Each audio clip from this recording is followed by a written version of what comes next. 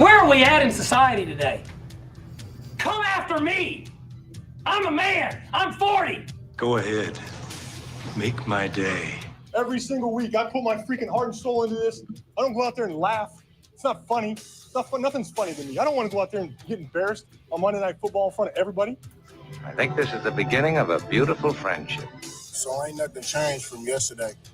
Still the same person I was yesterday, and I got the same thing for you that I had yesterday. You know why I'm here. You play to win the game. You don't play to just play it. That's the great thing about sports. You play to win. And I don't care if you don't have any wins. You go play to win. When you start telling me it doesn't matter, then retire. Get out. Because it matters. Oh boy. There are certain games where staunch supporters, certain moments where you got to take a hard look. You do. I mean, I'm one of those people. Welcome everybody. Hope your weekend I know is a disappointing weekend for you from yesterday. This is X's and Bros throughout the state of Michigan. I'm Matt Shepard. We're with you Monday through Friday, 6 until 9 here on X's and Bros. You know by now. Okay, Lions lose 27-24. Vikings defense with 5 sacks. Lions defense had 5 sacks. You know, Jared Goff had a decent quarterback rating. He didn't throw any picks. They just couldn't go downfield very often. Their defense, you know, there are certain things about the defense. The Jack Campbell call. I mean, is that not the most ridiculous? Seriously, is that not the most ridiculous call you've ever heard? I mean, and for what are you supposed to do? I have no idea. How do you play this game? And look, the Lions lost. Minnesota was more physical. Lions weren't ready. I love Dan Campbell. I give Dan Campbell a ton of credit. Every single time I'm behind this microphone and we're talking about the Lions, I credit Dan Campbell. You know what? He didn't have his team ready to play. They were not ready to play after the bye week. And it showed, okay? He needs to take responsibility. He did. The players need to take responsibility. It's an absolute farce that they come out and they play that way against Minnesota. A lot of it has to do with the fact that you and I haven't seen enough of J.J. McCarthy to believe in him, and he played really well. I had somebody in a group chat yesterday complain that he only threw for 149 yards or whatever, and I said, are you serious? Now you're going to use that stuff because you don't like him, because you don't like Michigan. You're going to use that as a reason for why he's not good. Forget about the fact that they won. Forget that he ran for some first downs. Forget that he threw 2 touchdowns. Forget that he rushed for a touchdown. You're going to base it on yards now. It used to be when we base things on yards, people would say, who cares? All I want is the win. Now it's, well, here's what I want. I want the yards. I want the touchdowns. I want the win. You got 2 out of 3 from Joe Flacco. Does that mean you want Joe Flacco? I mean, come on. Give me a break, you know? But the Jack Campbell, in case you guys missed it, Jack Campbell comes in on a blitz and he absolutely throws down J.J. McCarthy with a picture-perfect tackle. I mean, when you show a video of somebody how to tackle, this is it, right? And they throw a flag on roughing the passer. And McCarthy had just delivered the football. Jack Campbell couldn't do anything but follow through on the tackle. But because he landed on JJ, this is how bad the NFL has gotten. Like, you could complain about the NBA and what's happened with traveling and what's happened with hand checking and what's happened with an inability to shoot. That's fine. Go right ahead. Complain about baseball all you want. They strike out too much. They got an uppercut swing. They're taking pitchers out too early. Go ahead. That's fine. Hockey. You're not getting enough 40-goal scorers.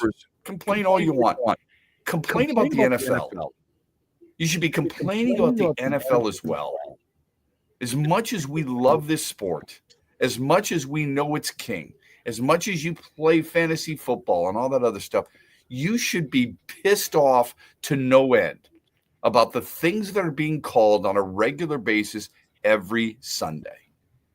And this was a perfect example of that. This guy has a picture-perfect tackle. He does everything right. And by the letter of the law the way the rule is written, according to experts, that is roughing the passer because he landed on it.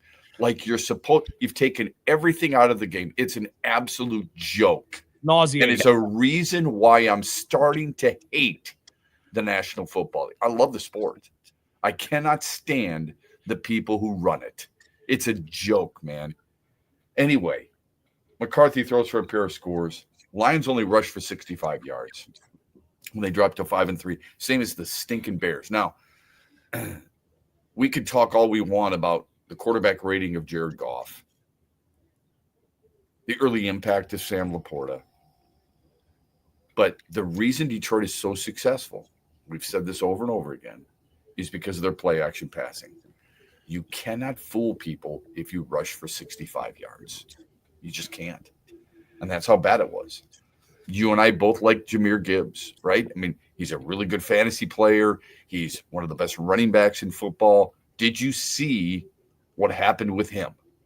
Besides his inability to run the football. And I know that's the thing we look at right away, all right? And I get it because he's a running back. What's their primary job? The primary job of a running back is to what? Run the football and get yards. He rushed 9 times for only 25 yards. His longest run was only 7 yards. So not good. Guess what? He also got burned. On 16 pass attempts, he gave up 7 pressures. That's a problem. We need to look at that. And we have given him credit time and time again for his ability to do that. His ability to pick up blitzes, be in the right spot at the right time, and handle things the way they're supposed to be handled. And this is a situation now where yesterday he was terrible at all that. All of that was not good enough. And everybody had a problem. Offensive line had a problem. Okay? You know that. Jared Goff had some issues. You know that. But these are supposed to, we're not nitpicking here. You got bullied by a team when you're supposed to be the bully. But when you look at the Lions, the reason they're successful for the most part is because of everybody's ability to do their job and do it well and accept their role. Gibbs's role wasn't necessarily to run the football yesterday. Well, it was, but he just couldn't do it. How do you make a difference in other ways? He's supposed to make a difference on pass pro. Well, according to next gen stats, he was responsible for 7 pressures out of 16 pass block snaps. That's a problem. So the Lions dropped to 5-3. And what makes things worse, you and I both know this, is the fact that how Green Bay lost at home to Carolina. Detroit could have slipped into first place. For what that's worth, on a November 3rd. It's not worth a whole lot. Doesn't mean they can't get there eventually. But for some people, yeah, I mean, it's a bit of a big deal, right? Yeah, it would have been nice. Yeah, I mean, to keep things moving along, we all said that the bye comes at the perfect time. And it does. And now you come out of the bye, you've got plenty of issues to work with. Christian Mahogany could be out for the rest of the year. I mean, he's going to be out for a long period of time. Dan Campbell said that with a left leg injury. Suddenly, as I said, 2 weeks ago, you need to address the offensive line at the trade deadline, not necessarily the defensive line. People didn't like that. I thought the offensive line was more of a problem than the defensive line or the secondary. And the secondary would probably be right up there, number 2 for me. But we all want the sexy pick, right? Let's go get the second coming of Zadarius Smith. But Mahogany's going to be out for a long time with the leg injury. Taylor Decker was hurt yet again. Penei Sewell couldn't lift his right arm after the game. And you get Washington next. And Washington was routed by Seattle, 38-14. Sam Darnold threw for 330 yards and 4 touchdowns that nobody's going to give him credit for because it's a bad a bad Washington team, according to many. Anyway, quick turnaround now. Suddenly that bye week doesn't seem so inviting, does it? Boy, you wish it was this week. It's a walking mash unit along the front line. Graham Glasgow wasn't good. Tate Ratledge was replaced because of an injury during the game. Mahogany's out for an extended period of time. Decker was knocked down. He's got a problem. And Penei Sewell, even though we expect to play next week, has an injured right shoulder. That's all 5 guys. Phone number on the Meyer hotline is 866-838-4843. The text line is Sports Radio 21,000. Mitch Lyons joins us a little bit later on. We'll talk college football, Lions, and a whole lot more. That's it. Mondays with Mitch at 7:18 on X's and Bros on a Monday morning. Hey, Lions fans, the boys in Honolulu Blue are making us proud again this season. A great game plan combined with great execution leads to victory. Moving up and down the field is important, but you've got to be able to convert once you reach the red zone. Things get tighter, less room for error. It's no different in retirement. Hi, I'm Mitch Lyons, founder of Mitch Lyons Wealth. When it comes to your finances, the retirement red zone is a critical time in your planning. The 5 years before retirement and up into your retirement can dictate whether you have the success you hope for. The game changes. You've got to protect what you've spent a lifetime saving and optimize your retirement income. If you're not sure you've got the right people on your team to ensure your success in the retirement red zone, what are you waiting for? Contact us today and put the Mitch Lyons Wealth team to work for you. Go to MitchLyonsWealth.com. A simple 10-minute call can help us determine whether we can help you. 30 or 40 years of saving is worth it. That's MitchLyonsWealth.com. Mitch Lyons Wealth, your best game plan to protect, grow, and win retirement. For the best morning sports talk across the great state of Michigan, you are listening to X's and Bros with Matt Shepard.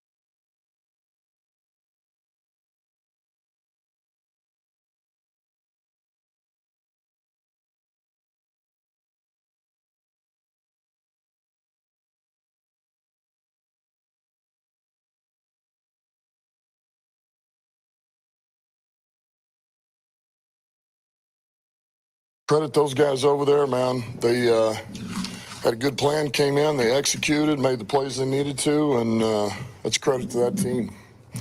As far as us, we did everything we needed to do to lose that game.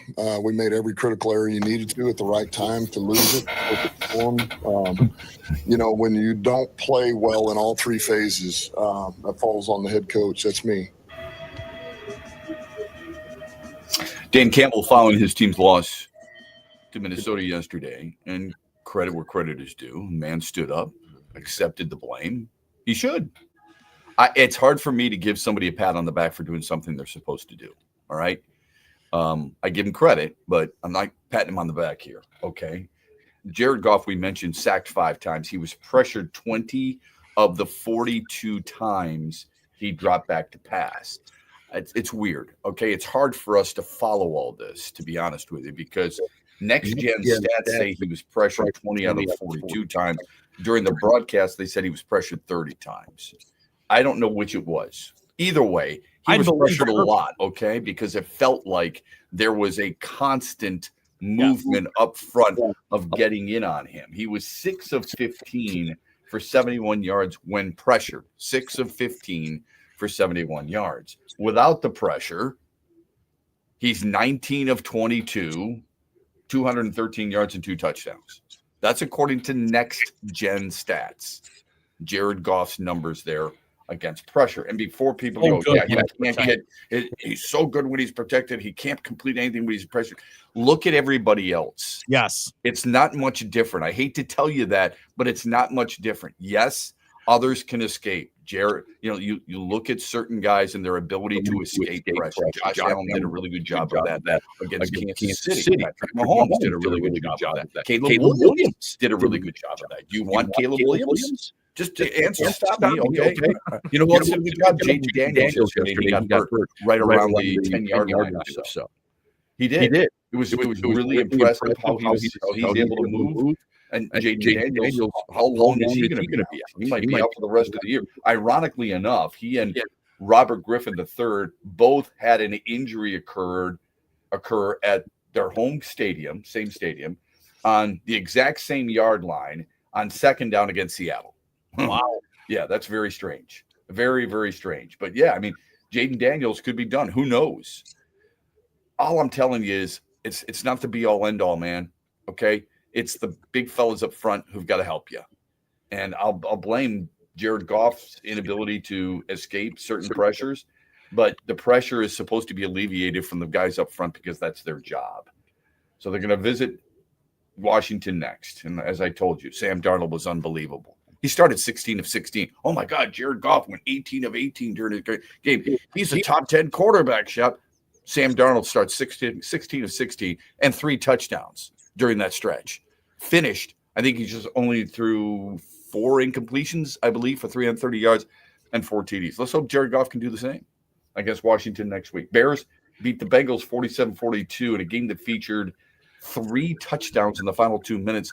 It also included an onside kick by Cincinnati that accidentally hit a member of the Bears special teams.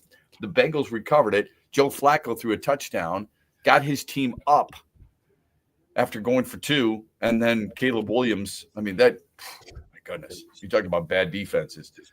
Cincinnati's awful.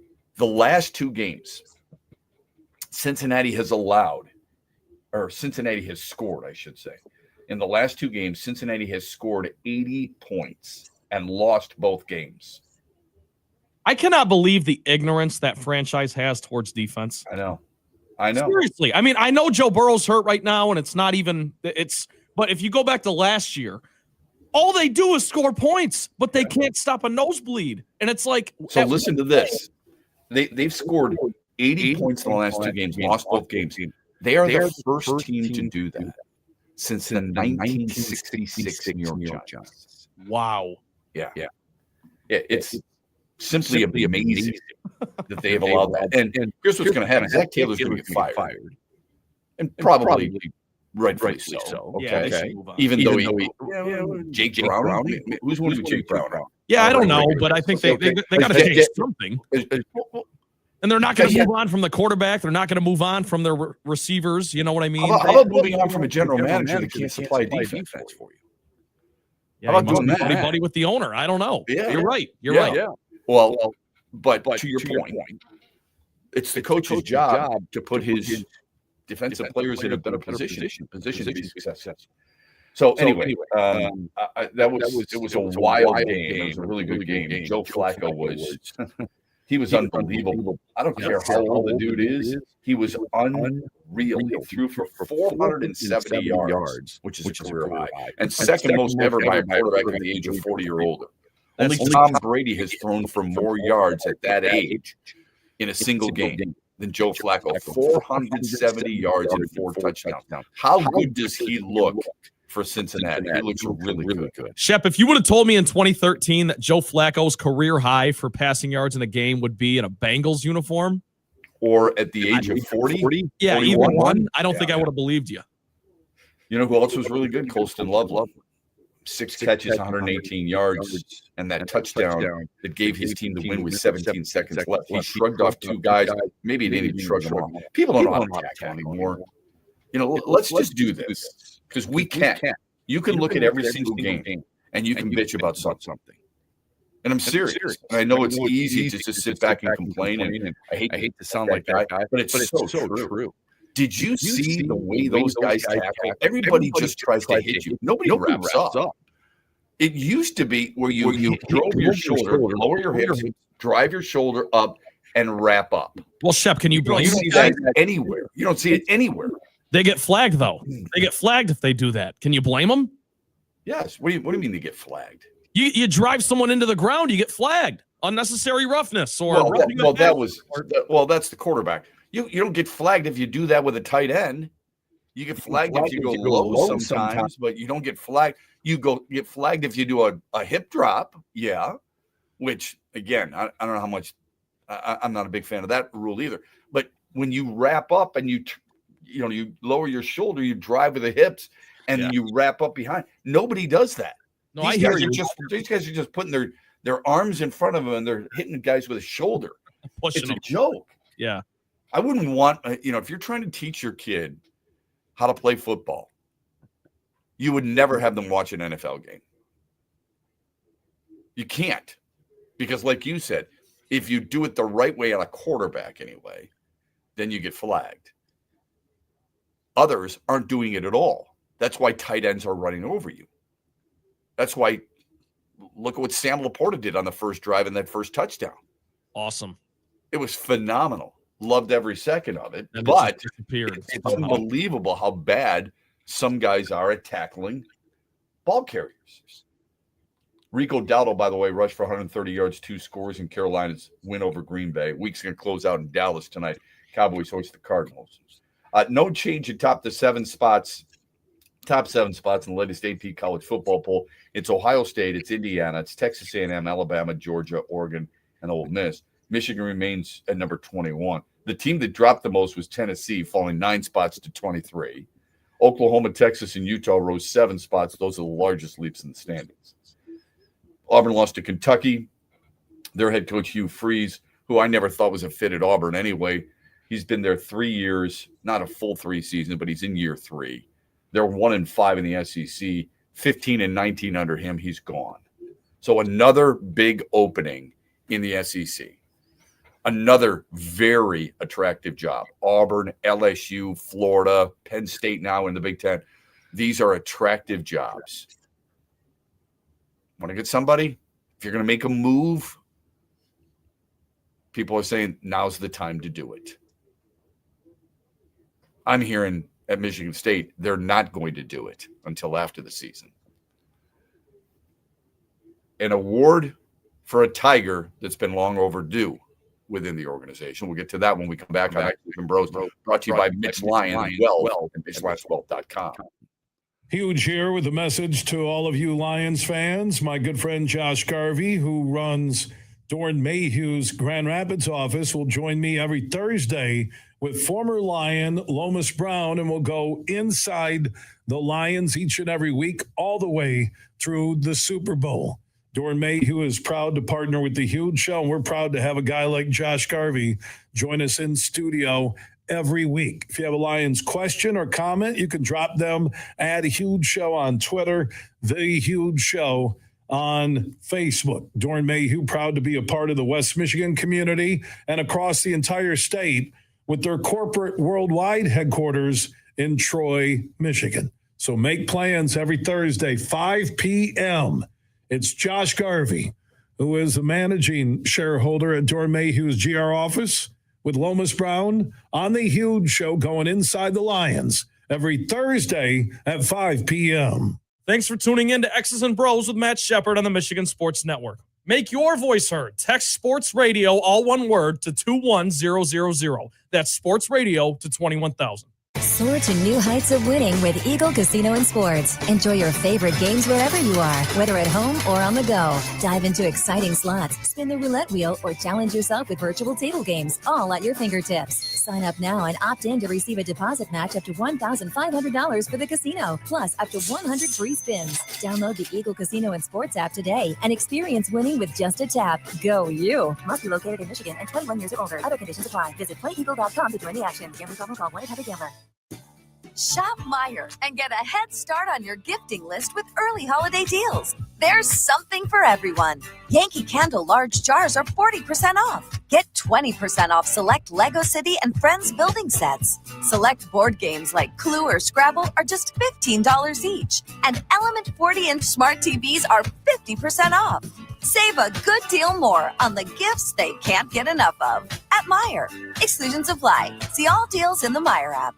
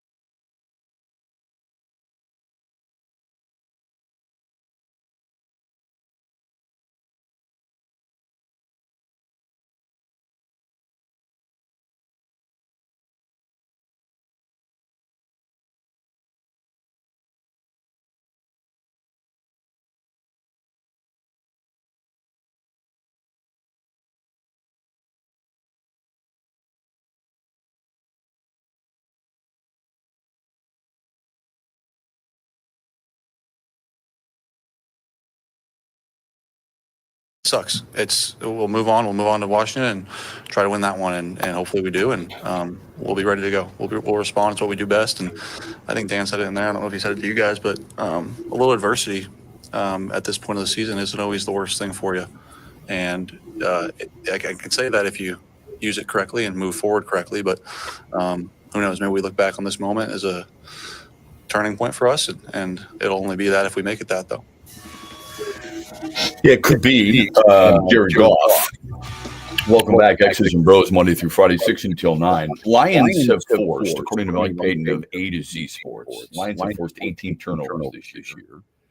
You can force turnovers by downs or takeaways. Okay. They've scored on 4 of those. That and the third downs are the issues. Detroit ranks 26, tied with Tampa, and third down conversion rate at 36%. According to the NFL football database, I just looked this up.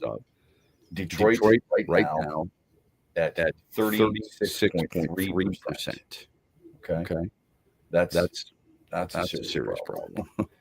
That's something Dan Campbell has talked about. 102 from 154 is what they are. Oh yeah, that's trouble. Great, Shep. No, that's trouble. That's really troubling. So 37 for 102. That's the issue. I said 102 for 154. I think it's 37. Let me see here. Made 37 efficiency. Made 37 for 102. That's the 36%. Okay. So you got your numbers, and it's not good. The numbers for Dylan Dingler are really good this year, so much so that he was named a Gold Glove winner. There were 9 first-timers to win a Gold Glove this year, including Dylan Dingler. Good for him. He is the first Tigers catcher to win a Gold Glove since Ivan Rodriguez in 2007. He's the first Tiger to win a Gold Glove overall since Ian Kinsler in 2016. And he's the first Tigers drafted catcher to win a Gold Glove since Lance Parrish in 1986. That's good company. Well, when you win Gold Gloves like Bill Freehan, and he won 11 of them, I believe, and Lance Parrish, you feel pretty damn good. You should. Now, it doesn't mean we're not going overboard. Okay? Please don't think that just because we give a guy credit, suddenly he is going to be. I didn't say he's going to be. I'm sorry, Bill Freehan won 5 Gold Gloves. He was an 11-time All-Star. But if you can. If you're the best at what you do and you've got some really good catchers in the American League, like Cal Raleigh, for example, then there's something to be said for that. Now, where do you go from here? He's a really good player. He might be a guy who you envision to be one of the leaders, a captain, if you will. But Bill Freehan had 5, Lance Parrish had 3. Ivan Rodriguez is in that conversation, even though he wasn't originally a Tiger. That's pretty cool stuff. In case you didn't stay up last night, or you were watching that Sunday night football game, Red Wings won again.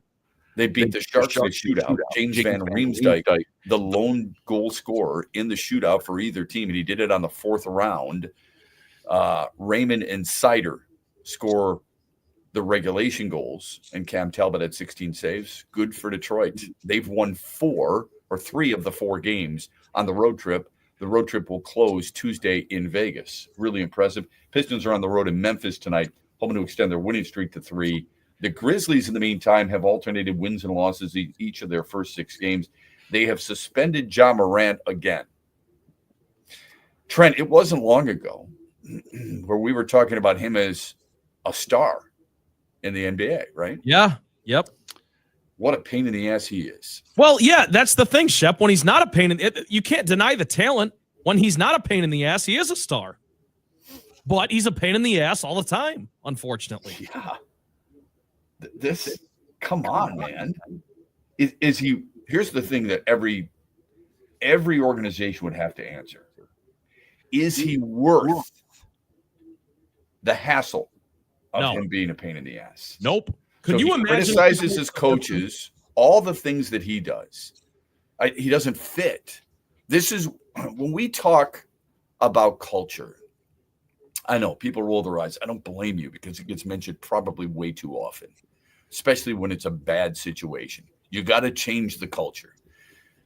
John, this is what we're talking about. The accountability or the lack thereof in Memphis. You get busted for gun possession on a number of times. You're criticizing your teammates openly. That's not good. Then recently, he's criticizing his coaching staff.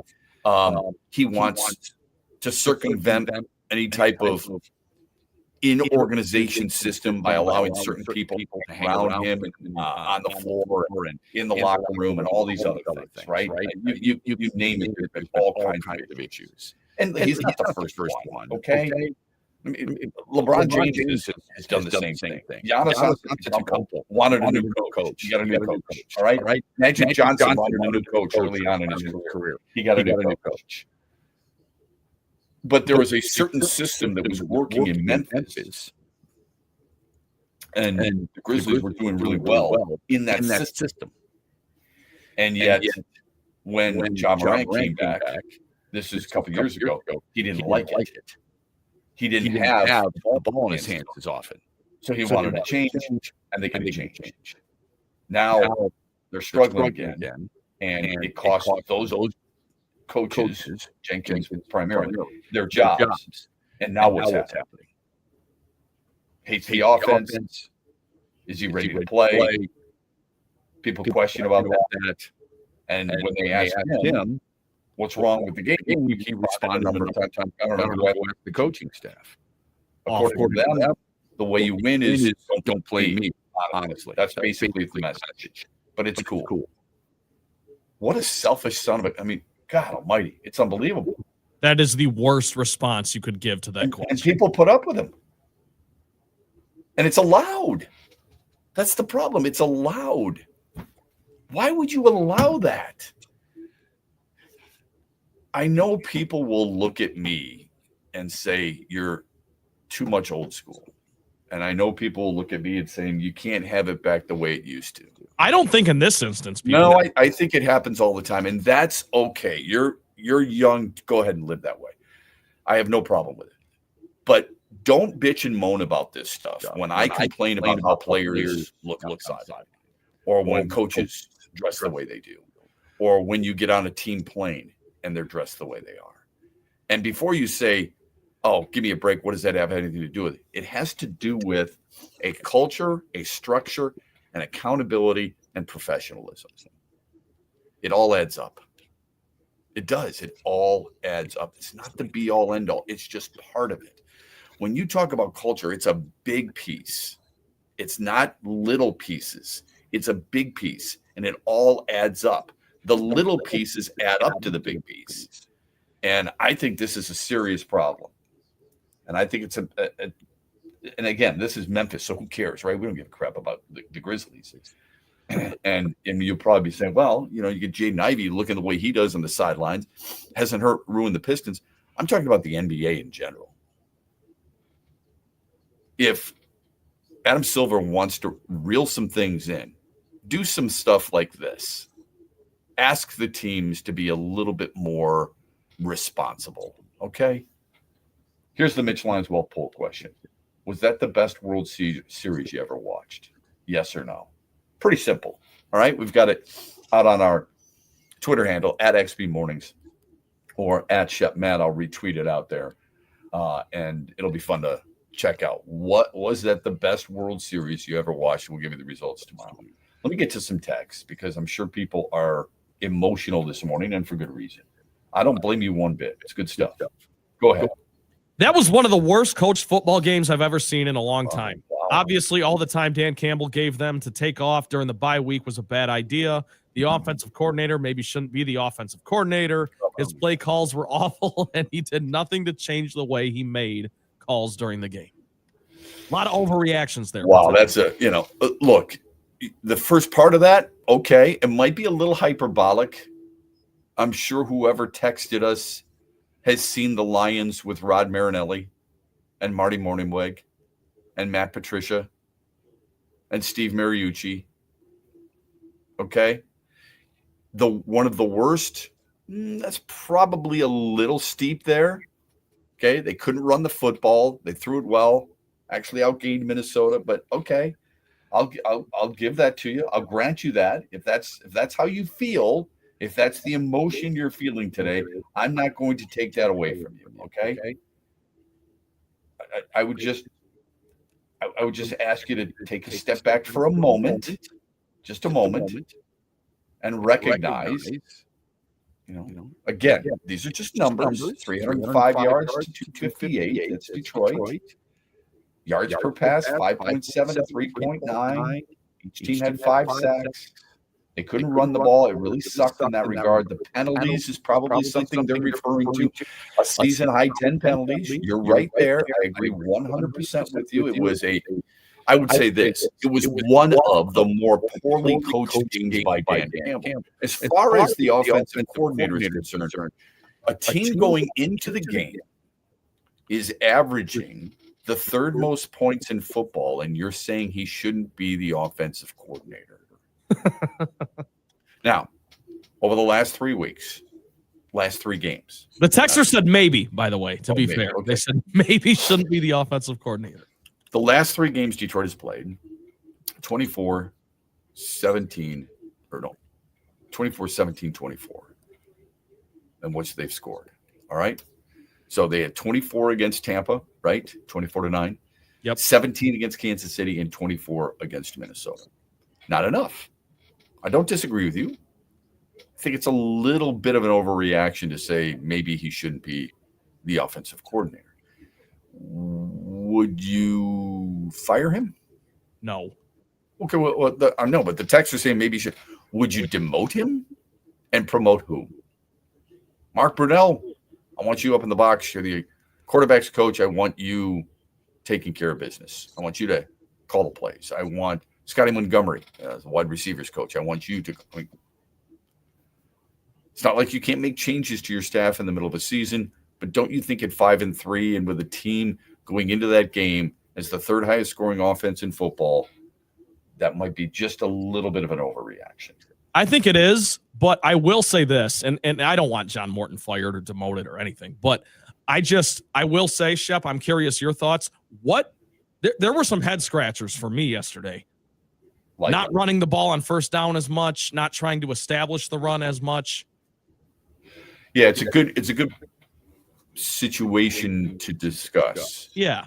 If you're not having success running the football, should you continue to run the football? I don't know. And you usually I'd say no, Shep, but because the Lions have the running backs they do, and the O-line was terrible yesterday, but you usually take pride in your O-line. So I would say you usually do, but if you're going to hold on a second. First of all, the running backs, it's fine. You can be the best running back in football. If you don't have a line, it doesn't matter. Okay. So I don't care. I care about the guys up front. And they go underrated too often, but we'll bitch about them when they can't run the football. But when they do run the football, oh boy, Jahmyr Gibbs and David Montgomery, what a great combo. Well, they were bad. Nobody ever talks about the offensive offensive line. That's what I said. I said that in the first segment. Jahmyr Gibbs was really bad. But if you say you take pride in it, you may take pride in it, but if at some point, here's where your pride needs to be revealed or your pride needs to be checked at the door. If you can't run the damn football, do you stop running the football? If they continue to run it, and they ran it, 20 times yesterday, if they continue to run it and they don't get anywhere, don't you think you and your friends are going, what the hell are you doing? You can't run the football, so start throwing it. But if you start throwing it and you still don't win, you're saying, why'd you give up on the run? No, that's not exactly what I'm saying, though, because I don't think I thought the O-line was worse in pass protection yesterday. I thought Goff had no time to throw. Okay. So they rushed for 65 yards, which I believe was a season low. Yeah. And they couldn't protect him. You want him to keep running the football. I would rather put the ball in Jahmyr Gibbs' hands. And you know what? To the coaching staff's credit, when they did put the ball in David Montgomery's hands and he fumbles that crucial fumble, right? It was going to be their first down on 3rd and 10 or longer. It was an awesome play, too. Okay. Oh. And he fumbled. Yes. And that's brutal. I understand why they did. I want to put that ball in the hands of Jahmyr Gibbs or David Montgomery. I don't mind the ball in the hands of Amon-Ra St. Brown. I don't mind the ball in the hands of Jameson Williams or Sam Laporta. I don't mind it at all. I mean, Sam Laporta, you looked pretty good on the first drive, didn't you? Oh, he looked awesome. Okay, you got the ball in Sam Laporta's hands, didn't you? Yeah. Yeah, I hear you. It was a bad game overall for the entire offense. I just would have rather seen more running the football, specifically on first down, Shep. That's what I'm talking about. I saw a lot of first down dropbacks, empty backfield, whatever. It just seemed weird. It was a weird game plan. So I understand the Texans' frustration. I don't want John Morton fired. I do too. I understand the Texans' frustration 100%. We're all frustrated when it comes to that. And we should be, okay? All I'm saying is, like on the, for example, and I'm not trying to convince you one way or the other. On the first drive, on the touchdown drive, that we all thought looked really good, right? What was the first play? Was it a pass? Must have been a pass. Yeah. Pass to Sam Laporta for 15 yards. Yeah. So he had 3 catches on that drive, right? So first down. Then, so they're first and 10 again. What was the play? Pass to Sam Laporta, right? So they're on first down, and again, I'm not saying that's the way it should be. So on their second possession, on first down, what did they do? David Montgomery, 2 yards. That was a 3 and out. So 2 drives so far. The first drive, they throw on first down, ends up at a touchdown. Doesn't mean that that's the reason for it, but I'm giving you an example. The second drive, they run on first down, and they end up doing what? Punting. The next drive, they go to pass, he gets sacked, then they run, and there's no yards. Okay? Or they don't get back to the original line of scrimmage. On the touchdown drive, their third possession, first down, what do? Jared Goff pass. 5 yards. It's an extension. Sam Laporta. Okay? So I don't know, man. I mean, I got to be honest with you. They went 3 and out on their second drive. They went 3 and out on their fourth drive or fifth drive, and they started with a run. They couldn't run the football. And that's a problem for this team. They're not going to be successful if they can't run the damn football, no matter what down they're on. But if you can't run the football, at some point you got to recognize, okay, we're struggling here. We got to do something else. And I was hoping for shorter passes. Maybe it's just Minnesota's defense was better. We'll get to more text on the other side. Plus, we got Mitch Lyons from Mitch Lyons Wealth. He's going to join us on Mondays with Mitch at 7:18. We want your hero and heel. We've got that at 8:18 on a busy Monday morning.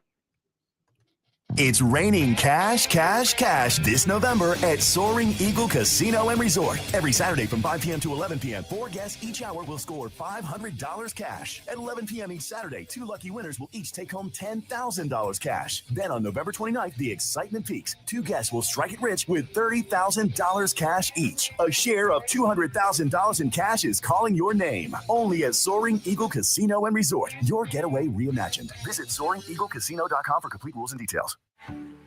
Hey Lions fans, the boys in Honolulu Blue are making us proud again this season. A great game plan combined with great execution leads to victory. Moving up and down the field is important, but you've got to be able to convert once you reach the red zone.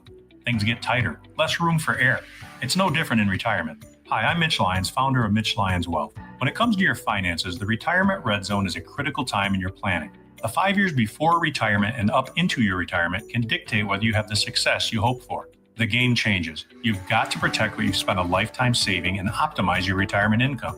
If you're not sure you've got the right people on your team to ensure your success in the retirement red zone, what are you waiting for? Contact us today and put the Mitch Lyons Wealth team to work for you. Go to MitchLyonsWealth.com. A simple 10-minute call can help us determine whether we can help you. 30 or 40 years of saving is worth it. That's MitchLyonsWealth.com. Mitch Lyons Wealth, your best game plan to protect, grow, and win retirement. Huge here for the Michigan High School Athletic Association. You can stay up to date on the latest from Lansing 24/7 at MHSAA.com, at MHSAA on Twitter, and MHSAA on Facebook. The latest news, press releases, and stories connected to every high school in the state of Michigan, available for you 24/7 from the Michigan High School Athletic Association. Log on to MHSAA.com, at MHSAA on Twitter, and MHSAA on Facebook. And if you're looking for archive boys and girls high school sports, MHSAA.TV. That's MHSAA.TV. 24/7, everything you need to know about high school sports in Michigan. Log on to MHSAA.com. Shop Meyer and get a head start on your gifting list with early holiday deals. There's something for everyone. Yankee Candle large jars are 40% off. Get 20% off select Lego City and Friends building sets. Select board games like Clue or Scrabble are just $15 each. And Element 40-inch smart TVs are 50% off. Save a good deal more on the gifts they can't get enough of at Meyer. Exclusions apply. See all deals in the Meyer app. Thanks for tuning in to X's and Bros with Matt Shepard on the Michigan Sports Network. Make your voice heard. Text Sports Radio, all one word, to 21000. That's Sports Radio to 21,000. The Freddie the Pizza Man Foundation is dedicated to providing support to families and Michigan schools touched by autism. We invite you to join us in supporting these families and schools by making a donation at freddythepizzaman.com. With your donation, you can help provide essential resources that can make a real impact. Visit freddythepizzaman.com to make a donation and to learn more about the foundation's mission. That's FREDI thepizzaman.com. Together, we can make a difference.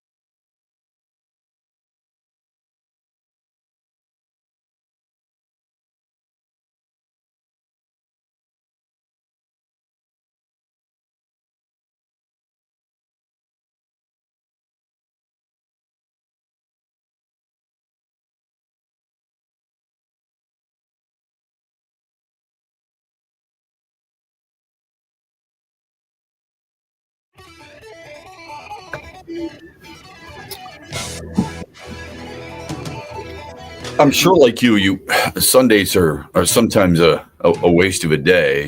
You watch the Lions, get up early, do a lot of things in the morning, watch the Lions. I can't help but watch more football after that. I mean, it's all day. Same with Saturday. I know it doesn't seem really productive. So you get up and you do all the yard work and do whatever it is. Saturday. Or play golf like I did, even though it was really cold. And you can watch college football later in the day. You can watch Michigan and Michigan State and some of the SEC and some of the really good games at night. And then Sunday, you kind of do it all over again. And again, I know it doesn't seem real productive, but it sure is satisfying. Usually, okay. Yesterday, after the Lions, I'm watching the Bills and Chiefs. And I'm watching it with a couple of other people who generally they really care about the Chiefs. They're rooting against the Chiefs because they just don't like them, which is fine. A lot of people do. Here's my problem. And I like certain players, but sometimes they do something that makes me go, okay, you're now on notice. Yeah, you're on my list now. You know, Josh Allen is that guy. Yesterday, Josh Allen slides. Guy taps him on the head. He yanks his head back like a soccer player would to try and draw a red card or a yellow card or whatever the hell card they give you. Josh Allen has a history of doing this in his career, and it's starting to frustrate me and make me think less of him. The acting, the exaggerating is not good for the sport. Stop it. Reason you don't like Stop doing this stuff. Yeah, LeBron James does it. LeBron James has done it for a longer extended period of time, but it's true. But that's part of the reason I don't like it. Part of the reason, well, I don't like him for a lot of reasons. You know, he's a self-promoter. I think he's a backstabber. I think he's I think he's a. You get what I'm saying. You get what I'm saying. He is. He's a phony, and people who buy into it, it blows my mind. But Josh Allen doing stuff on the field of play is a little different than being a phony off the field of play. But still, it is not good for the sport. Period. All right. Doesn't mean that I can't admit both players are great, because they are. I'm just telling you that kind of stuff drives me crazy. And I think it takes away from who you are as a player. He's a gifted football player. You don't have to keep doing this stuff. Nobody did this back in the day. Nobody. Not the great quarterbacks. If anybody could have done it, it would have been Fran Tarkenton. He didn't do that stuff. You didn't see Roger Staubach do that stuff. He is in the realm of his day and age of that type of quarterback. So when I bring up those names, those guys in the 70s and the early 80s, those guys were it. That's who Josh Allen is now in the 2020s. All right, let's get to some texts. You can text us, Sports Radio 21,000. Go ahead. Just like the 90s Lions, lots of great all-pro players, and that Super Bowl window can close quick at any time if you don't take that out of gold. There's some typos in here. When it's handed to you up 24/7. I think they're talking about the NFC Championship game in 2023 when they were up 24/7. Yeah, okay, whatever. I mean, go ahead and live 2 years ago. I don't get that. Yeah, they've got a lot of talent, and other teams are good too. But look, I've said this before. It's a failed season if they don't win a Super Bowl. And I'm going to stick with that. Now, certain things can come into play that would make me alter my thoughts, like major injuries. Okay, you're going to lose your left guard for an extended period of time. How much? We don't know yet. If you lose him, if you lose Tate Ratledge, if you lose Taylor Decker for an extended period of time, that's a problem, okay? That's a deep problem, and I don't know how you fix it. So there are certain things that they're getting healthy on the defensive side of the ball, but on the offensive side, it's a deep issue that I know everybody is concerned about. How do you practice? Look, Taylor Decker doesn't practice until Fridays anyway. When you've been 10 years in the league, you don't have to practice, quite honestly. Okay, you want to be there. You're going to watch film. You're going to get treatment. You know what it takes to get ready for a game. At what point does that begin? Like, is that okay when you're in year 6 or 7? I don't know. But this is common among NFL teams. It's not just the Lions. This happens a lot for NFL teams where you've got veterans who've been there, have been practicing for a long time, understand what it takes to get ready for games. I don't have a problem with that. It's another reason why the NFL needs to do a deep soul-searching mission. Few things. A, the fields on which they play. When you got, as George Kittle said yesterday, when there's a meme out there for how bad your stadium is, Giant Stadium, the Met, whatever, then you should do something about it. So don't tell me that you're out there looking out what's best for players. So that's a problem. The health of players and how violent the sport truly is, the protection of quarterbacks that is over the top, way over the top. So those are just a few things that need to be fixed. And then when Josh Allen does stuff like that on the field, that should be a flag too. Sorry. I mean, you get a foul for flopping in the NBA. They should start doing this stuff in the National Football League. Next text. Go ahead. Yeah, along those lines, actually, this texter says, as strange as this may sound, Bosa had the exact type of hit on Mahomes as Hutch and Campbell did on McCarthy when they got roughing the passer called on them. The NFL refs are bad like the WNBA refs. Ooh. You know, for the first time, that's quite the insight. I hate to say this because I don't want to defend Kansas City in any way. But there was a play in the Kansas City-Buffalo game Andy Reid wanted looked at. He couldn't get it reviewed.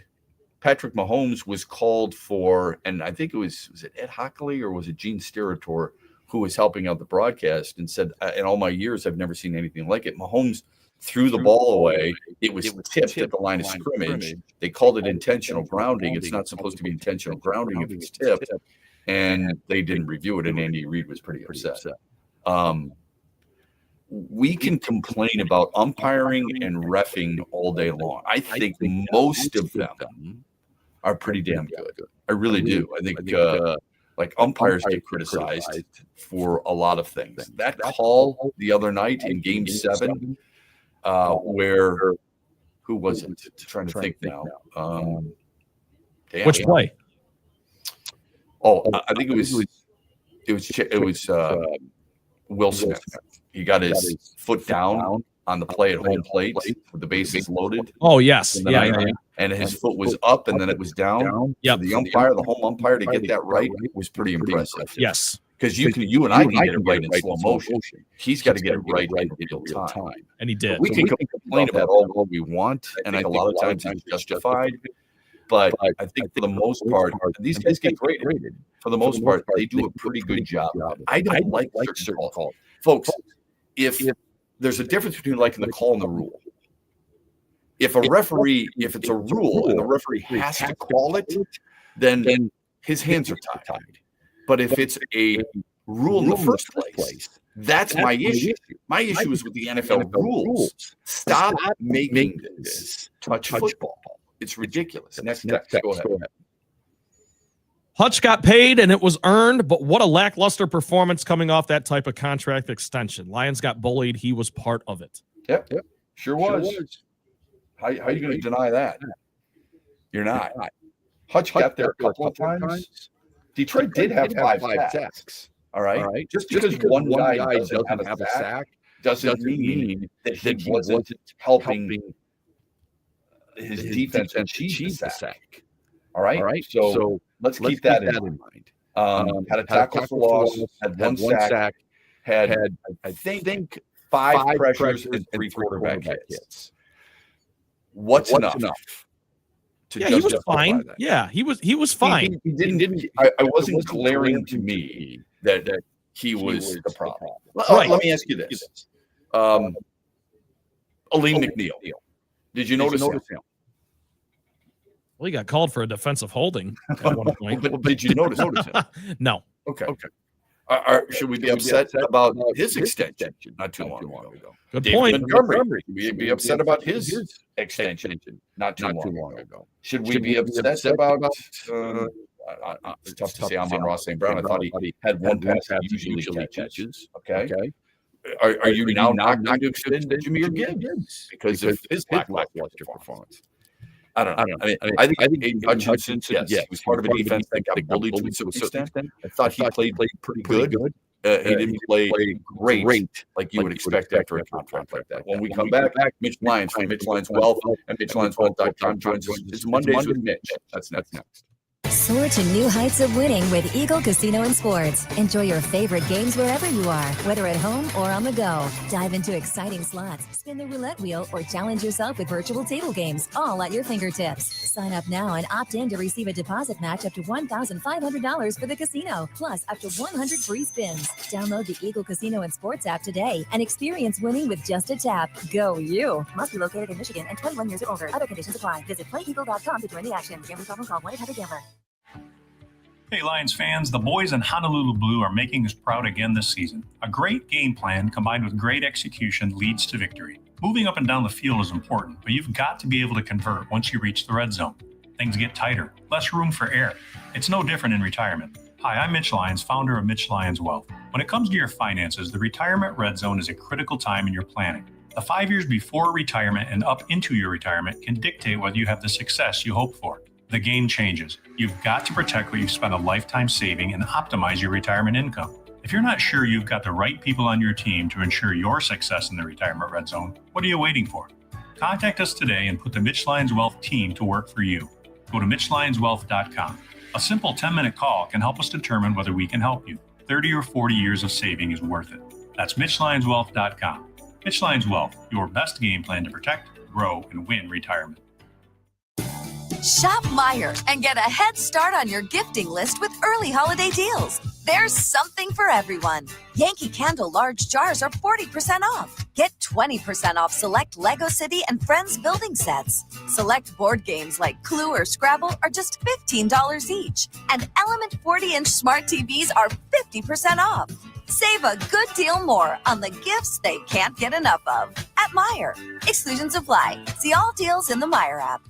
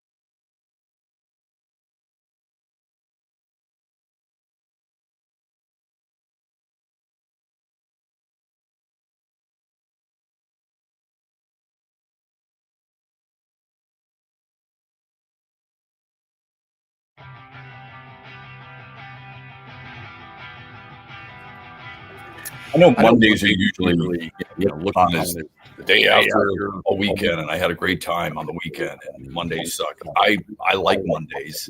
I like it because I get a chance to talk with our friend Mitch Lyons and get the perspective from a former NFL tight end and talk about a lot of things that he witnessed over the weekend to see if I indeed am on the right track. And he joins us, Mitch Lyons from MitchLyonsWealth.com, Mondays with Mitch, 7:18 every Monday. I know you're live in your deer blind. Should we be talking quietly? Should I be whispering instead? Just keep it at a hush. We've got a little rain and wind, so we've got some cover for a minute. So tell me what you're seeing out there. I mean, paint a picture for me, because it's Well, so tranquil when you're in a deer the leaves blind. are starting to come down a little bit here in Sears, Michigan, with the wind and the rain. But it's a calm woods. The wind's starting to die down. Rain's slowing, so it's going to be a quiet woods. I'm not going to hear them coming, so I've got to keep my eyes peeled. So it's always good to get out in nature, though. The times I've gone hunting, what blows my mind more than anything else is how everything can be so quiet. And then when they start to come, when the deer start to come and rustle through those leaves, it sounds like a freight train. Is it the same thing where you're at?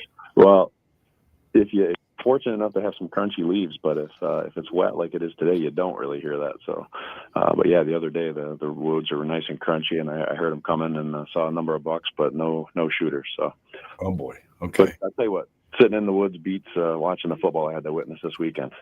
Yeah, but you did see the football this weekend, did you not? Did you went I and did. saw I you went and took saw a Michigan drive State? down to Detroit yesterday to watch that game, and I did not watch Michigan State, but I paid attention on my phone while I was hunting. But yeah, so I wasted a few hours watching both those efforts. Was Saturday the low point for Michigan State, do you think? I think so. I mean, you're playing another bottom feeder in the Big Ten, and you can't get it done. Had opportunities, and just didn't get it done again, and it's just really frustrating. And again, I'm short of the long touchdown run. Inability to run the ball consistently is a killer. I thought Millie, I thought was decent at quarterback. I think I might as well give him another run. It's really at this point, I think it's Jonathan Smith. I think the reason, a big part of that is really that was his way to save his job potentially, is maybe have that kid come in, light a fire, and get a win. It didn't happen, but I think at this point you got to let the kid give him some rope and let him go play and see what you got there. I never would have guessed that if you looked at the standings in the Big Ten after 6 weeks, that you would see Penn State 0-5, Wisconsin 0-5, Michigan State 0-6. It just doesn't compute with what we're used to seeing. I don't know, what does that tell you about? And then in the meantime, seeing Indiana 6-0. What does that tell you about the conference, if anything at all? Well, I guess you can say the field has leveled, obviously, from days of old when you got an Indiana on top of it. I mean, you can change things around in a heartbeat with the right leadership, and obviously nowadays with the right checks you're writing, you can get some talent in there and have the potential to turn things around. So it's not impossible to right the ship if you're Michigan State, but it's becoming increasingly more difficult the bigger hole you dig here. So it'll be interesting to see how long they stick with the status quo. Mitch Lyons from MitchLyonsWealth.com joining us here on X's and BrO's. It's Mondays with Mitch. We do it every 7:18 on Monday. Call him today, 866-85-STEEL. He can help you plan your retirement. It's never too early to think about it, or just go to his website, MitchLyonsWealth.com. The book, the documentary, all available there on the website. Jimbo Fisher and James Franklin, both supposedly front runners for the Auburn gig. They just fired Hugh Freeze. Maybe Virginia Tech for James Franklin. Is this another indication of the good old boy network, or do you think college coaches, it's just a lifer in them and they can't get enough of it? Well, I think there's some of that. I mean, you're not putting in the kind of hours a head coach does unless you love it and you're competitive as heck and you want to go see if you can get it done. As far as the schools looking at kind of these same names, I mean, you're not going to hand the wheels to the ship to an unknown quantity, or commodity, I should say. And, Jimbo's won, James Franklin's won, although not at the level obviously Penn State wanted to see. He never seemed to get the big win and get over that 9 or 10 win hump. But, Yeah, I mean, I think if you're those guys, you've got a compelling desire in your belly to go out there and try to win. So, and again, as a school, you're not going to hand the reins to some unknown person, or you got to. It's a lot of money involved, obviously, and you got to make right decision. You got to make a right choice, and whether those guys are it or not, I guess time will tell. But they'll certainly get another chance if they want it. Let me throw you a little bit of a curveball here. If a team is going to make a change, and they're going to look at other candidates, but they've had players or coaches in the past who have had some PR nightmares, do you avoid other coaches who might have had a PR problem? Let's use just Pat Fitzgerald as an example. They had the hazing incident at Northwestern. He's a hell of a football coach. Do you cross him off a list because your program may have had a coach who had a checkered past? And if so, why?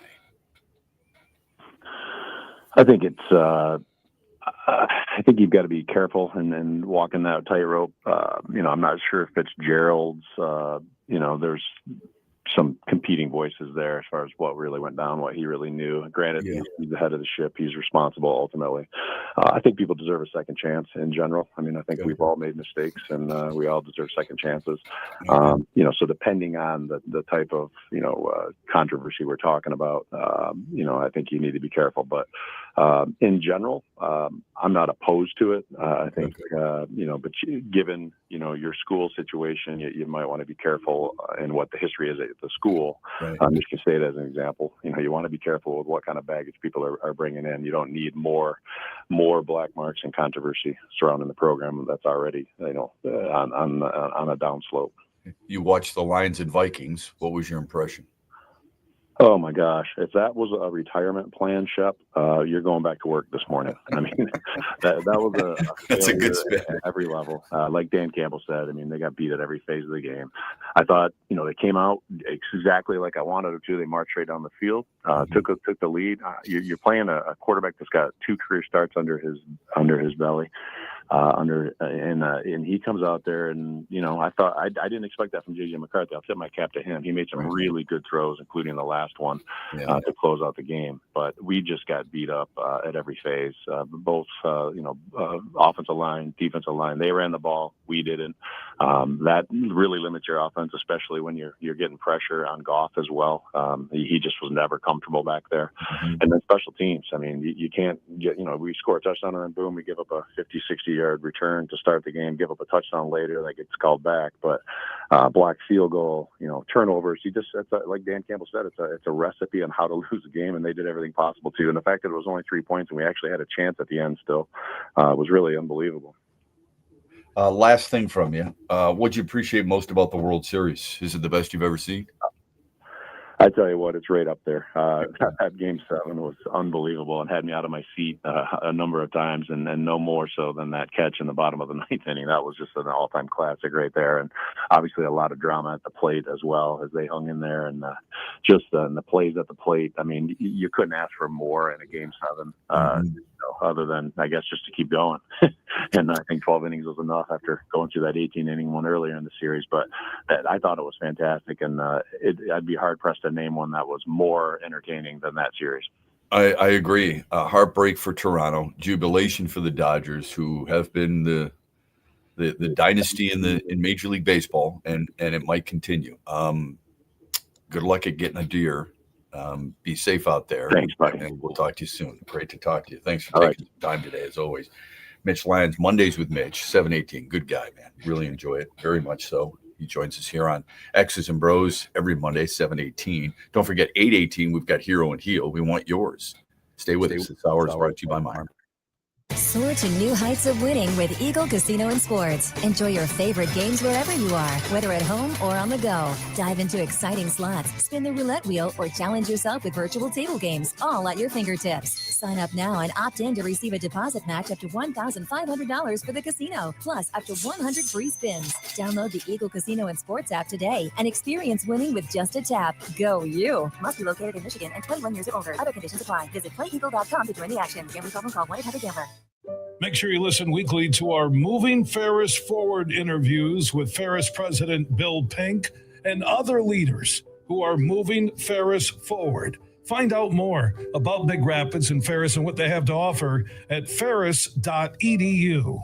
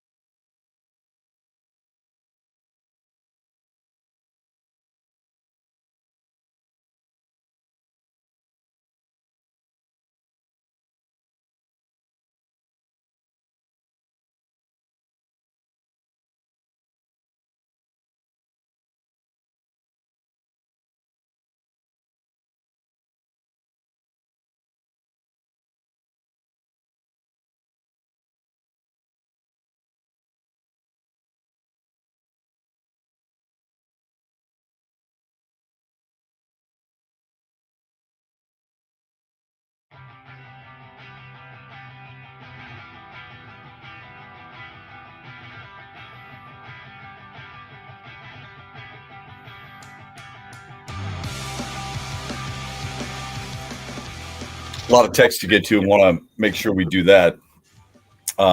This just from Adam Schefter. Miami is trading Jalen Phillips, their edge rusher, to the Eagles in exchange for a third-round pick next year. The Eagles, who brought back Brandon Graham, who signs Zadarius Smith, who ended up retiring because they ranked 23rd in the league in sacks. How do you feel about that? I mean, it just shows that they're addressing a need or what they see as a need. They expect better out of their defensive line. They expect more sacks. They expect more pressures. So they're making moves to do so. Yes. I'm asking how you feel about that in terms of the Lions. Sorry, because people feel like the Lions need a defensive end or a pass rusher.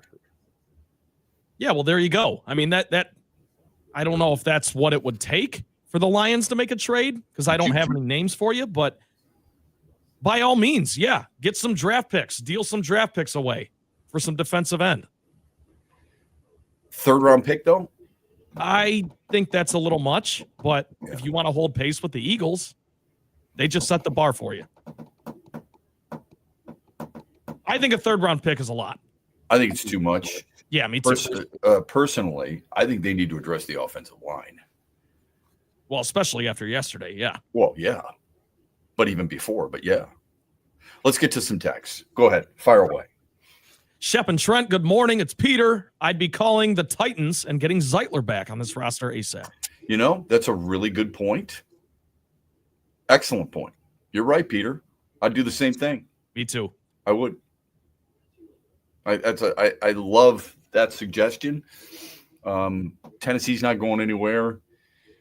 You could get him for the rest of the season, familiar for the most part, because I'm sure there's different terminology now with John Morton. He's a plug-and-play guy. That's well said. Thank you for that. Good job, Peter. Agreed. Next. Based on what we saw yesterday, there's no chance Michigan beats Ohio State this year. I didn't think Michigan was very good at running the football they did. Yeah. For all of us bitching about the Lions' inability to run the football, Michigan's ability to run the football is pretty damn good. Yes. Right? So we want to play both sides of it. I wouldn't have thought that there was any way Michigan would have beaten Ohio State a year ago. I wouldn't have thought we see the upsets that we've seen in college football this year. I mean, did you think Northwestern would go into Penn State? Oh, my goodness. And beat Penn State? No. Okay. So I understand where you're coming from, because Michigan doesn't look great. Okay. Period. They don't look like a college football playoff team. They don't look like an upper echelon Big Ten team, all that other stuff. But let's be honest. There's a lot of things that happen in college football that we don't expect. Nick Saban said it. He did a really nice job on the college football pregame on Saturday. He always does, by the way. He's excellent. So good. Yeah. He talked about Florida and Georgia, and he's like, you know what? This is going to be a closer game than people think. I think Georgia's going to win. It's going to be a close game. Was 24-20. Okay. Anybody think NC State is going to upset unbeaten Georgia Tech? Probably not. I don't know if Texas was going to upset Vanderbilt, but ranked matchup. Yeah. So yeah, it's technically. I didn't expect SMU to beat Miami. Did you? No, that was awesome though. Yeah. So fun game to watch. I think there are upsets all the time, and you and I have probably seen enough football. I'm talking to the texture here. We've seen enough football to understand there's nothing. No way would you expect certain things to happen. So I think I would have thought Michigan would look better against Purdue than they did. So you and I are on the same page there. It doesn't mean that going into the Ohio State game, sorry, there's no possible way. I thought USC would blow out Nebraska. How they kept it close, I don't know, and he made a chance without their starting quarterback. So I wouldn't say, especially in rivalry games, I think you got to be careful there. Well, last year's a perfect example of it, Shep. Exactly what you're saying. Last year against Michigan, Ohio State, made no sense. No one expected that. Nobody. Wasn't it the largest spread or second largest spread in the history of the series? Yes, it was like 20 something. And yet Michigan, what was it? 13-10? Was that the final? Yeah. But I mean, what the hell is that? That I was know. crazy. Never would have expected that. So I think you got to be careful. Look, I not to spin this around with Michigan State per se, but Michigan State played Michigan a hell of a lot tougher than I thought they would. Yeah, me too. Next text. We need to stop extending every player till they actually win something. The hunger in this team is nowhere close to the end of 2022 and 23. Talking about the Lions, of course. Yeah. Well, so just out of curiosity, can you give me an example of what hunger looks like? I mean, I don't mean from literal terms like a lion hasn't eaten in 8 days, so it's going to catch it. What does hunger on a football team look like? Intensity? I don't know. Can you, when you're watching a game on TV, can you measure intensity? Yeah, it's a tough thing to. It's really hard to measure. It's really hard. My guess it was pretty damn intense on the sidelines for Florida, but they ended up losing. Sure. I think Detroit looked ill-prepared at times. They didn't execute. That's obvious. That doesn't mean that they weren't hungry. Do you honestly believe, I'm talking to the texter here, do you honestly believe that the Lions come out of the bye week knowing that they've got a division opponent and go, we should be able to sleepwalk through this, knowing what their schedule is like? I don't even know. In fairness to the Lions, maybe they don't even know their schedule, the rest of the way. You and I do. We probably know it better than they do. They take it literally day by day, week by week. They literally do that. That's what athletes do. You can't look too far ahead. I don't think it had anything to do with hunger. And as far as extending players, I think you're supposed to extend quality players in their prime. And if you feel like because they've been extended that they're not hungry, my assumption is you would then believe don't extend Tarek Scoop. Good example. I mean, Because if they're referring to Aiden Hutchinson, I just think that's a ridiculous text.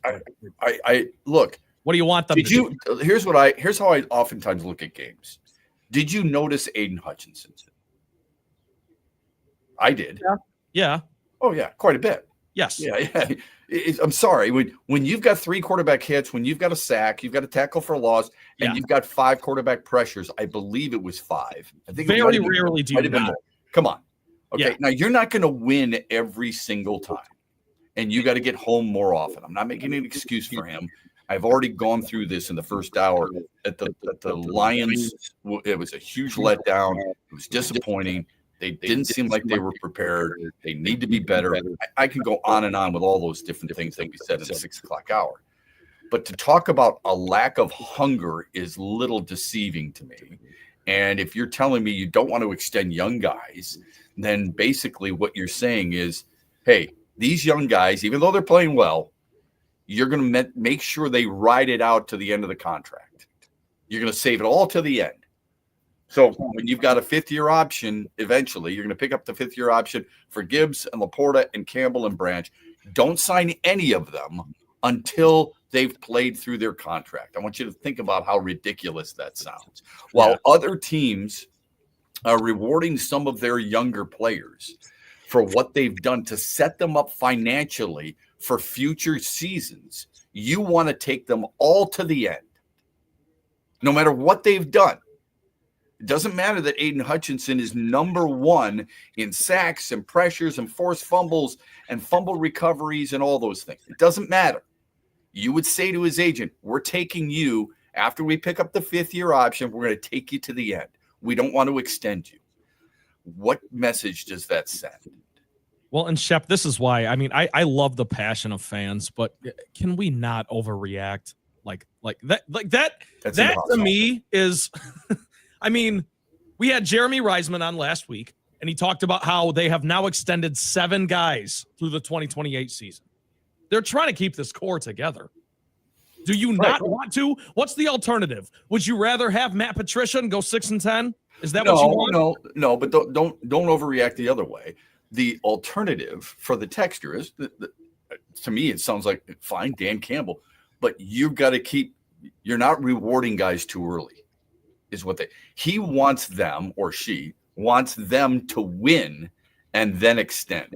What does winning look like? Winning for us means a Super Bowl because we've never played in one, let alone won one. That's fine.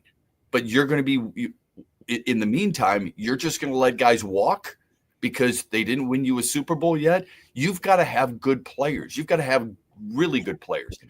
Every football team, every coach opposite of the Lions looks at the Lions roster and says, I wish I had that guy, that guy, that guy, this guy, this guy, so on and so forth. There's a number of players they would love to have because you win with really good players.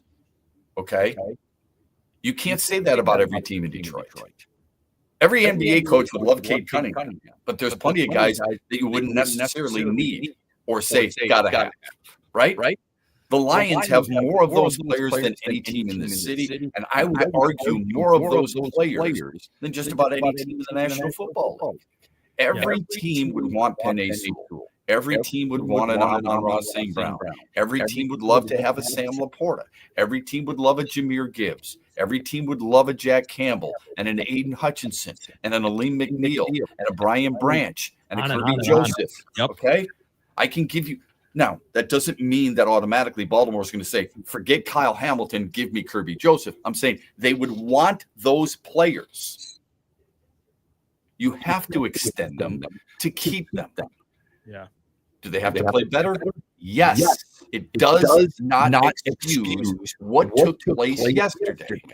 But you suggesting that you shouldn't extend any of these young players until they quote unquote done something or won something, which is also a little ridiculous because they've won back-to-back division titles, which again isn't enough for you and I.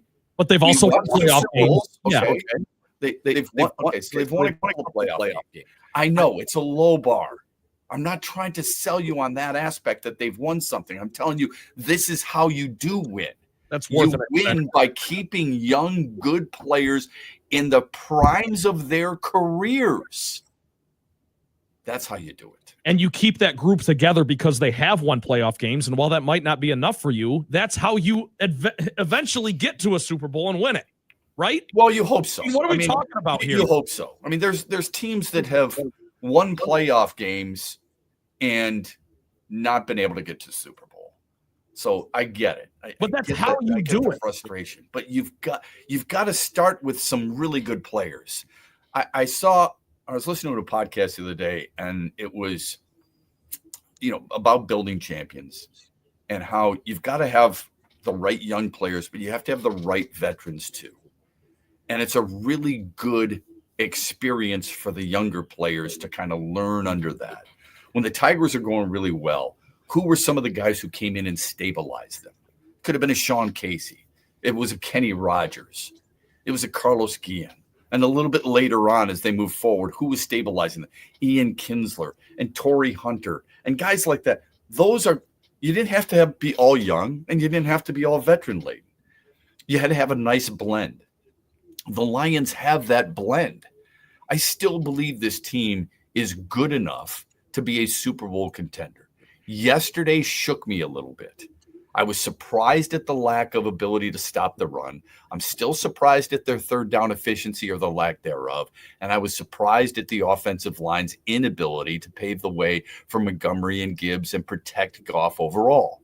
I also understand that in a football season, this is going to happen once in a while. It's happened in Philadelphia. It's happened in Kansas City. It's happened in every team. Yesterday, it's hard to deny how good Indianapolis was this year, right? 7-1. What happened? They looked like crap against Pittsburgh. They did. Daniel Jones threw pick after pick.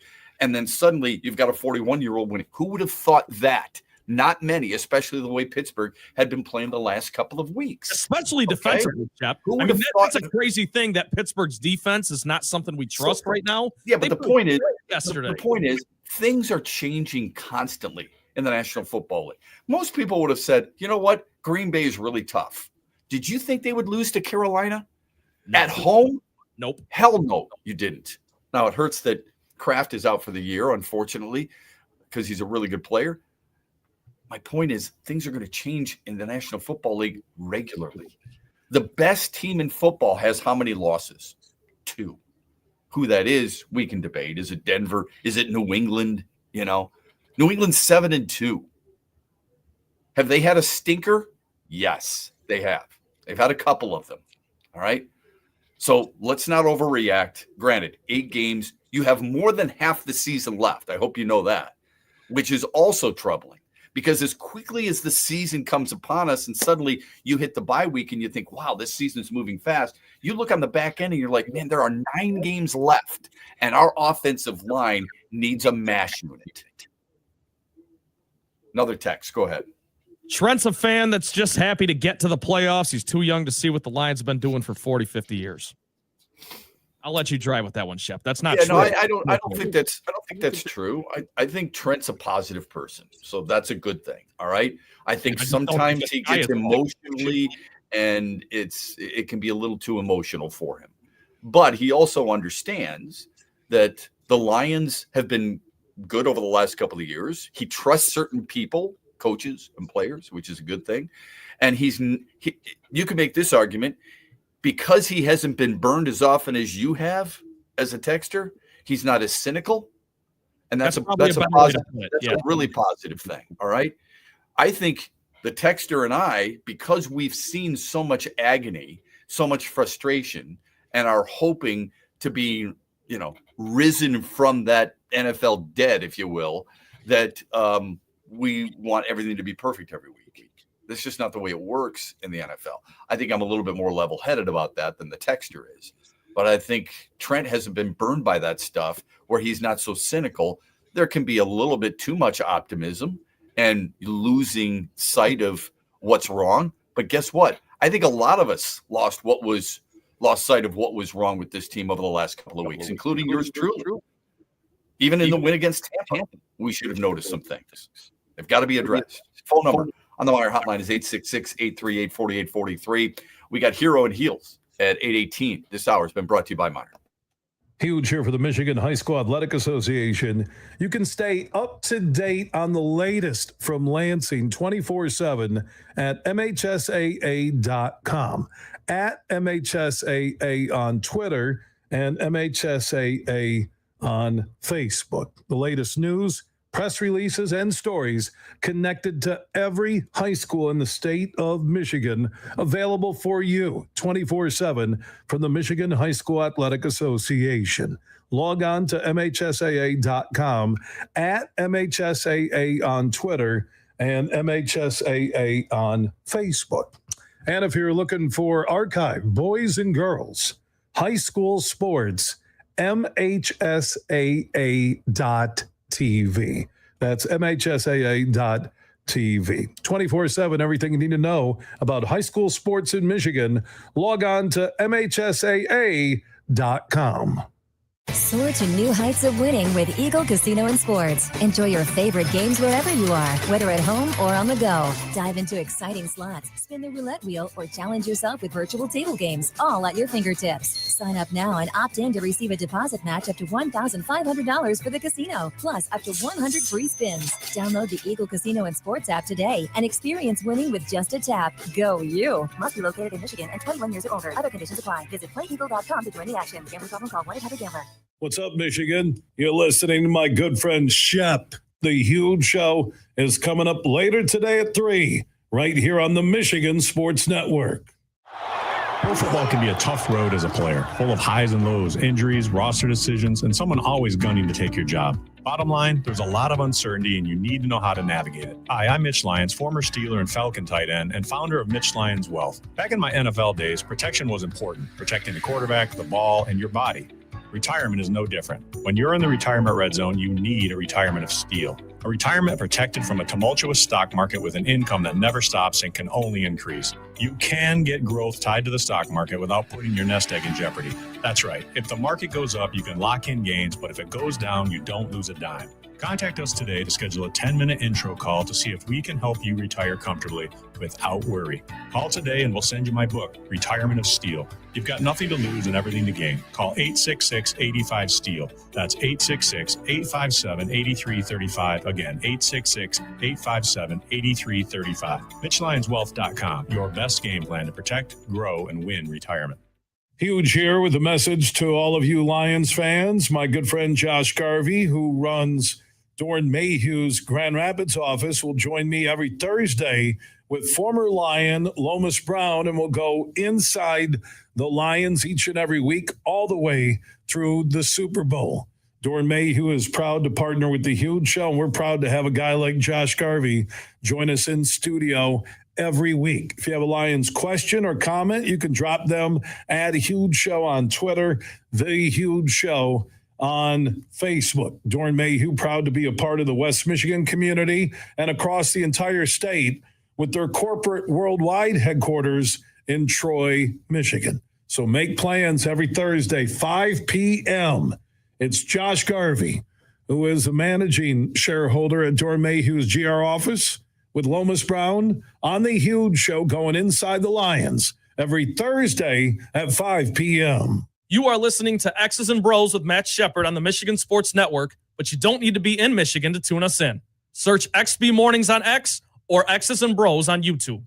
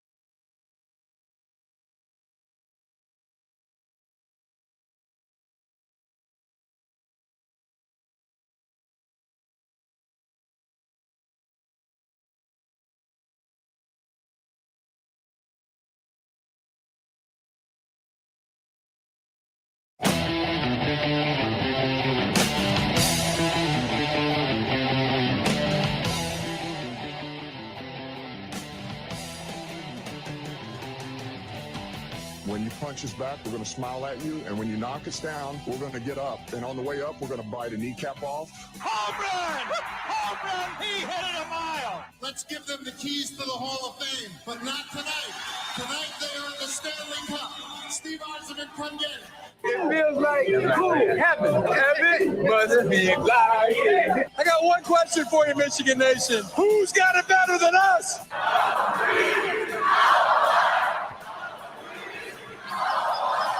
Right center field. That's got carry. It's gone. Number 500 and history for Miguel Cabrera. Touchdown, Detroit Lions! Yes. This game is over! Let's put the kick.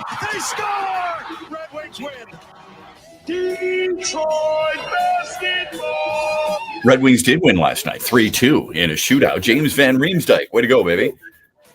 He scores the only goal in the shootout. And the fourth round, Cam Talbot, 16 saves. All right. Sider and Raymond with the goals. Detroit's won 3 of the 4 on the road trip. They close it out in Vegas on Tuesday. Pistons play in Memphis tonight. Memphis started the year with a win. They have alternated wins and losses all season. It's short so far, but all season. Pistons have won 2 in a row. Impressive win in Mexico, don't you think? I mean, yeah. Jalen Duren was unbelievable. Cade Cunningham was fantastic. 18 assists, right? Yeah. And Duren with 33 points. I mean, I love that stuff, man. Love it. I mean, it was really career impressive. For him. Yeah, good for them. Yeah, career best. Yeah, Lions wish they could say the same. Instead, they lose. Bears win. Packers fall in Carolina. Washington without Jaden Daniels, the left elbow, looks like it's done. Okay, but it's not his throwing arm. I don't know how long he's out. I'm not going to say he's out for the year because we saw what happened with Carson Wentz to a certain extent. I don't know what happens with Washington. Detroit maybe getting them at a good time. Maybe Washington feels the same way. Seattle went in and steamrolled Washington yesterday. Sam Darnold had 4 touchdowns. Maybe Detroit is going to get well. They haven't lost back-to-back games, in over 2 years. So we'll see what happens there. Latest college football poll. It's probably not a surprise. It's Ohio State and then Indiana, Texas A&M, Alabama, Georgia, Oregon, Ole Miss. Michigan is number 21. Another coach gets fired. Hugh Freeze fired in year 3 at Auburn after they lose to Kentucky. They're 1-5 in SEC play. They've gone 15-19 under Freeze so far in his career there at Auburn, and it's another good-looking job. So LSU is in the midst of interviewing people. Florida is in the midst of interviewing people, and now it's Auburn. I don't know how you rank those teams. And then Penn State, of course. Oh, and by the way, Matt Rule in Nebraska lost again. Oh, there you go. Good thing they paid him. 9 first-time winners for Gold Gloves. And Dylan Dingler wins it. Good for him. Really happy for him. The first homegrown catching product to win a Gold Glove since Lance Parrish in 1986, friend of the program. And the first Tiger to win a Gold Glove since Ian Kinsler in 2016. First Tigers catcher to win it since Ivan Rodriguez in 2007. So don't get the two confused with Parrish and Rodriguez. One was homegrown, Lance Parrish. One was signed as a free agent, Ivan Rodriguez. Here's the Mitch Lyons Wealth Poll question of the day. Was that the best World Series you ever watched? Be honest. Was it the best World Series you ever watched? Yes or no? We can vote as often as you want. We'll give you the results in the 8 o'clock hour tomorrow. Also, if no, we'd love to hear what is. Yeah. Just drop that in the replies. If you vote no, let us know which one was the best. I thought it was simply magnificent. Blown opportunities. Now, we love drama, right, in sports, unless it's our team. Then you want your team to kick the crap out of your opposition and then just roll on. I don't know if it's the best. When you saw the Braves and Twins play in 1991, that was Jack Morris against John Smoltz. Remember that? That was pretty special, man. My answer is 2016.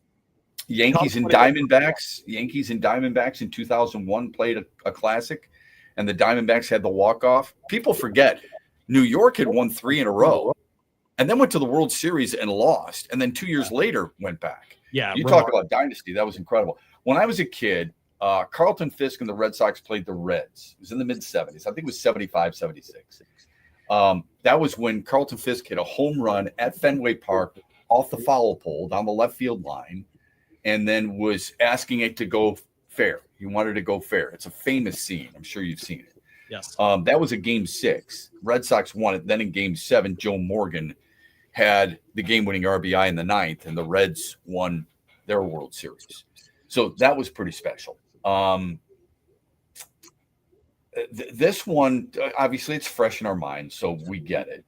This one was really special because of the momentum shifts, the managing moves. I thought the managerial moves on the part of Dave Roberts were phenomenal, especially Andy Paez going into center field. And then you saw what Ernie Clement did with the bases loaded and 2 out, deep fly ball, left center field. Paez had to leap over Enrique Hernandez to make the catch. By the way, Ernie Clement had 30 hits in the playoffs. That's a record. So when you have a poll, when you have a surprise question, you want to stunt somebody, who has the most hits in a playoff season? The answer is Ernie Clement with 30. Yeah.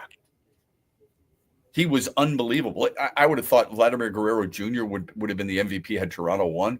Ernie Clement could have made an excellent candidate for that. It was. Bo Bichette could have been too. You know, it had everything you could possibly want. Everything you could possibly. Well, Bo Bichette. Remember, he went 2 for 4. And he had 3 bomb. He didn't play in the early part of the playoffs. Ernie Clement hit 411, dude. Yeah, I'm just talking about World Series MVP. It could have been Bo Bichette, you know. Had the Blue Jays. I would have guessed it would have been Vladimir Guerrero Jr. But yeah, you're probably right. So those three guys. Yeah, I'm with you on that. Because Bichette, and I know he's going to be a free agent. I know a lot of people love it. He's not very good defensively. Hate to tell you that. He's going to command a lot of money. Tiger's not paying that, man. I mean, not when you've got some no chance. Guys. No. When you've got Rayner and you've got McGonigal, that's where Scott Harris is. I mean, that's where the blinders are, right? That's where they're going. That's probably going to be the middle of your infield. Rayner's probably the shortstop. McGonigal could be the second baseman. Colt Keith at third, or maybe one of those guys play third and Keith goes back to second. That's going to be your infield. Like it or not, that's what's going to happen. You might have one guy signed in this offseason for a short-term situation, but that's what they're doing. Those are the guys who are going to be the future of your infield. Well, it's like what they did with Clifford Norris, 1-year deal. Yeah, and the future of your outfield will be, Green and Clark and man I don't know in right field.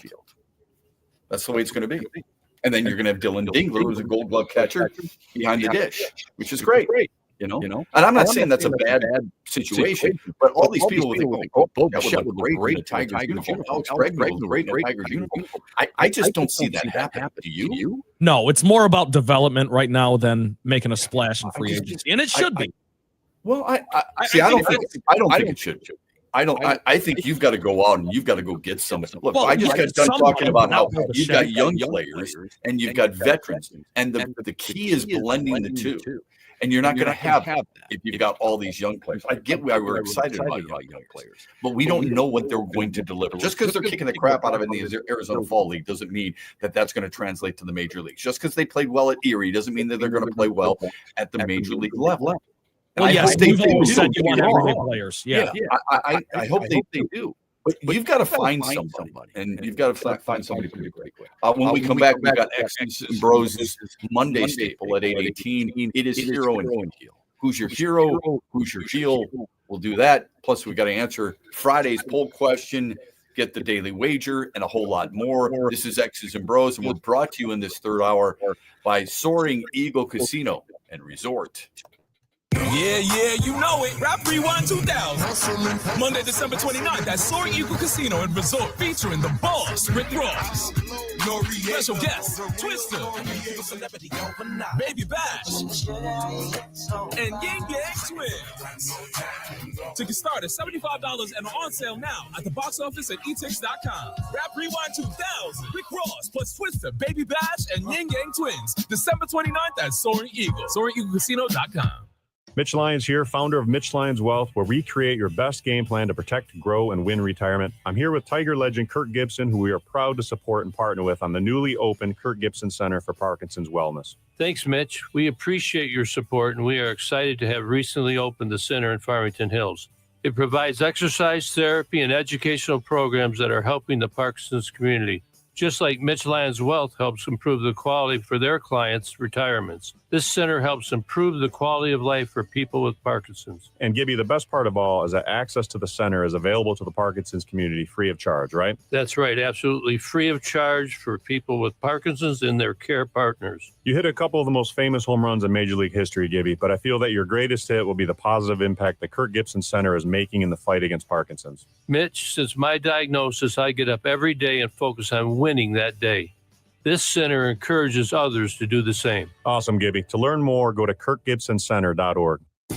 Shop Meyer and get a head start on your gifting list with early holiday deals. There's something for everyone. Yankee Candle large jars are 40% off. Get 20% off select Lego City and Friends building sets. Select board games like Clue or Scrabble are just $15 each. And Element 40-inch smart TVs are 50% off.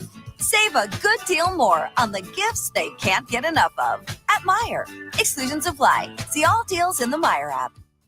Make sure you listen weekly to our Moving Ferris Forward interviews with Ferris President Bill Pink and other leaders who are moving Ferris forward. Find out more about Big Rapids and Ferris and what they have to offer at ferris.edu.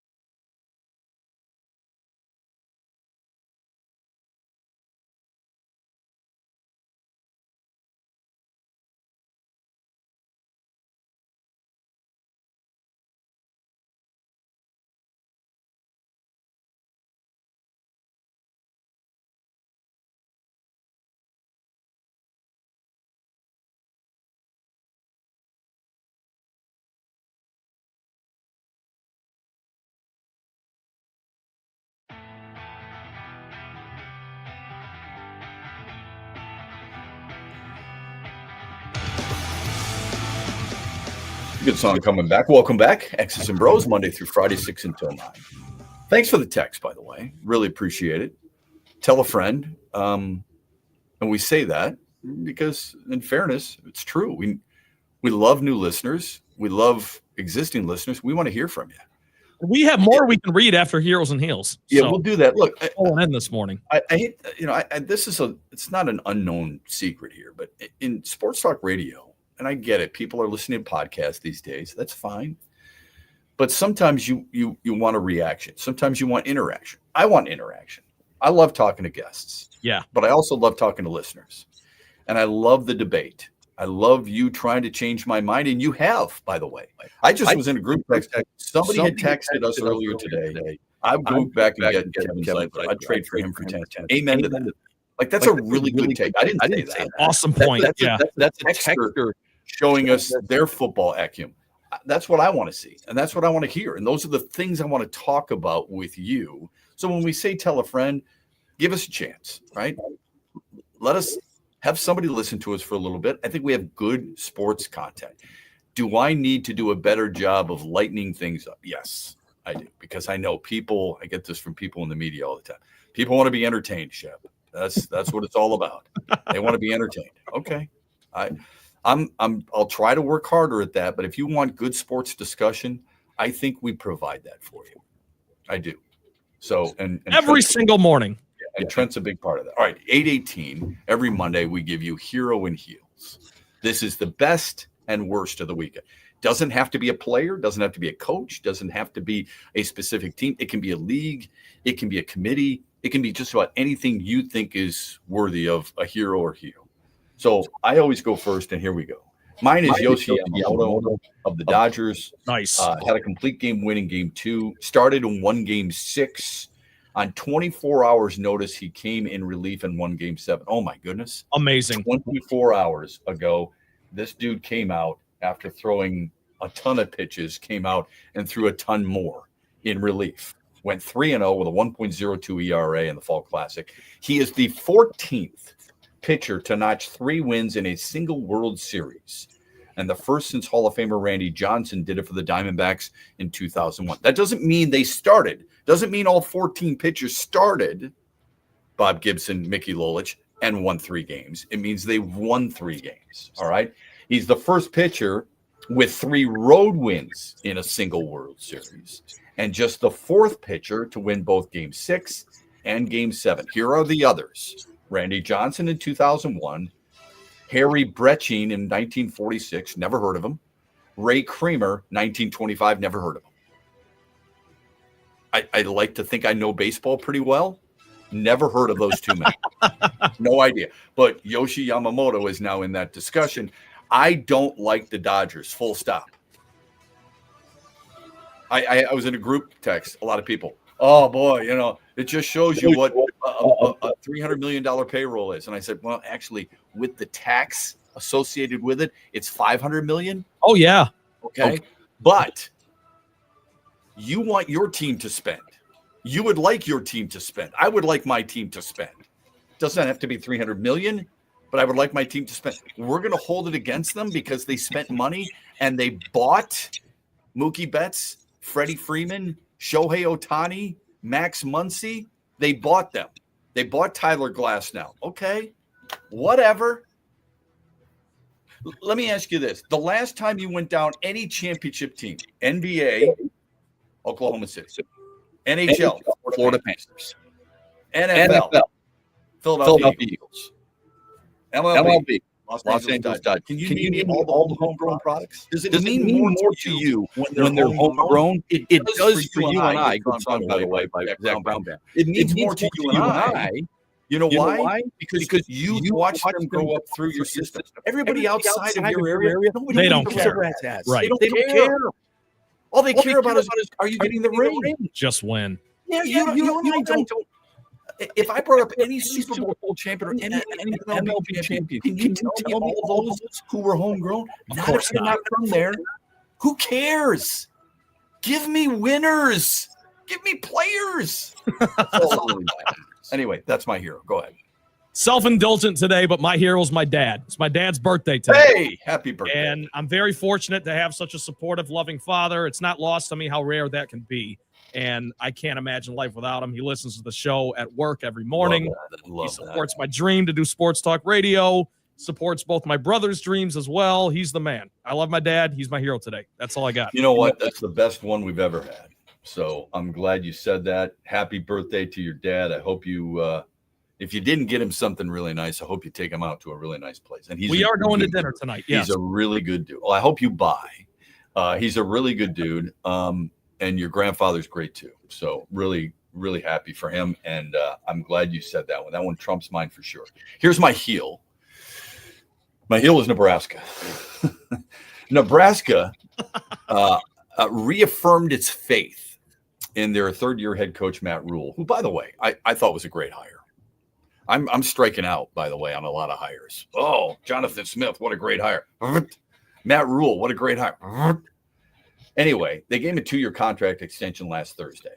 And the reason they did that, they wanted to, fend off Penn State, So here's what the deal is. Matt Rule is now guaranteed to make at least $71 million through 2032. Let me reiterate that. Matt Rule is guaranteed to make at least $71 million through 2032. Wow. Yeah. That dude, he could a lot for a guy who hasn't done a whole lot. I'm sorry. He could say I'm burned out tomorrow and get $71 million. Outrageous. So the Huskers played USC, who was ranked 23rd at the time, I believe. And they were leading them 14-6 in the first half. Dylan Raiola goes out with an ankle injury. Trojans come back. King Miller had a big game, right? He and the Trojans handed Nebraska a 29th straight loss to a ranked opponent. 29 straight losses to ranked opponents to Nebraska, who used to be one of the blue chip programs in American football, in college football in the as late as the 1990s. Okay. Ever since they went to the Big Ten, they've crapped themselves. Matt Rule has lost 19 consecutive games to ranked opponents. 19. That dates back to Baylor. Okay. 19 in a row. I thought about 5. We talked about. Yes. I thought about making the Bengals my heel because they've scored 80 points in the last 2 games and lost both those games. First team to do that since the 1966 New York Giants. But Matt Rule and Nebraska have to take it. When I find out that a program has lost 29 in a row to a ranked opponent, and the coach himself has lost 19 straight to a ranked opponent, and just got a guaranteed $71 million deal, or $71 million. You get what I'm trying to say? Yes. Absolutely. That's got to take the whole creme right there. That takes the crown. All right. So Matt Rule in Nebraska, my heel of the weekend. Not a crown that you want necessarily. No, but, it's not.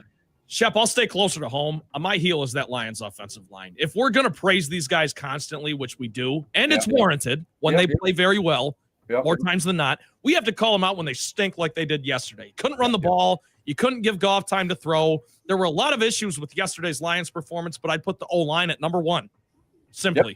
I know a lot of people would say coaching. I say the O-line. That was awful and very far from what we've come to expect from that unit. The Lions O-line is my heel. You said unit. Yes, agreed with all that. 100%. Really good job. Okay, when we come back, we'll get to more texts. Having a hard time talking this morning. We'll get some more texts when we come back. We'll give you the answers to yesterday's Mitch Lyons Wealth poll question. We've got our daily wager, a lot to get to in the final half hour, brought to you by Soaring Eagle Casino and Resort on a Monday morning on X's and BrO's. Mitch Lyons here, founder of Mitch Lyons Wealth, where we create your best game plan to protect, grow, and win retirement. I'm here with Tiger legend Kirk Gibson, who we are proud to support and partner with on the newly opened Kirk Gibson Center for Parkinson's Wellness. Thanks, Mitch. We appreciate your support, and we are excited to have recently opened the center in Farmington Hills. It provides exercise therapy and educational programs that are helping the Parkinson's community. just like Mitch Lyons Wealth helps improve the quality for their clients' retirements. This center helps improve the quality of life for people with Parkinson's. And Gibby, the best part of all is that access to the center is available to the Parkinson's community free of charge, right? That's right, absolutely free of charge for people with Parkinson's and their care partners. You hit a couple of the most famous home runs in Major League history, Gibby, but I feel that your greatest hit will be the positive impact the Kirk Gibson Center is making in the fight against Parkinson's. Mitch, since my diagnosis, I get up every day and focus on winning that day. This center encourages others to do the same. Awesome, Gibby. To learn more, go to kirkgibsoncenter.org. Huge here for the Michigan High School Athletic Association. You can stay up to date on the latest from Lansing 24/7 at MHSAA.com, at MHSAA on Twitter, and MHSAA on Facebook. The latest news, press releases, and stories connected to every high school in the state of Michigan, available for you 24/7 from the Michigan High School Athletic Association. Log on to MHSAA.com, at MHSAA on Twitter, and MHSAA on Facebook. And if you're looking for archive boys and girls high school sports, MHSAA.TV. That's MHSAA.TV. 24/7, everything you need to know about high school sports in Michigan. Log on to MHSAA.com. Thanks for tuning in to X's and Bros with Matt Shepard, only on the Michigan Sports Network. Make sure you listen weekly to our Moving Ferris Forward interviews with Ferris President Bill Pink and other leaders who are moving Ferris forward. Find out more about Big Rapids and Ferris and what they have to offer at ferris.edu.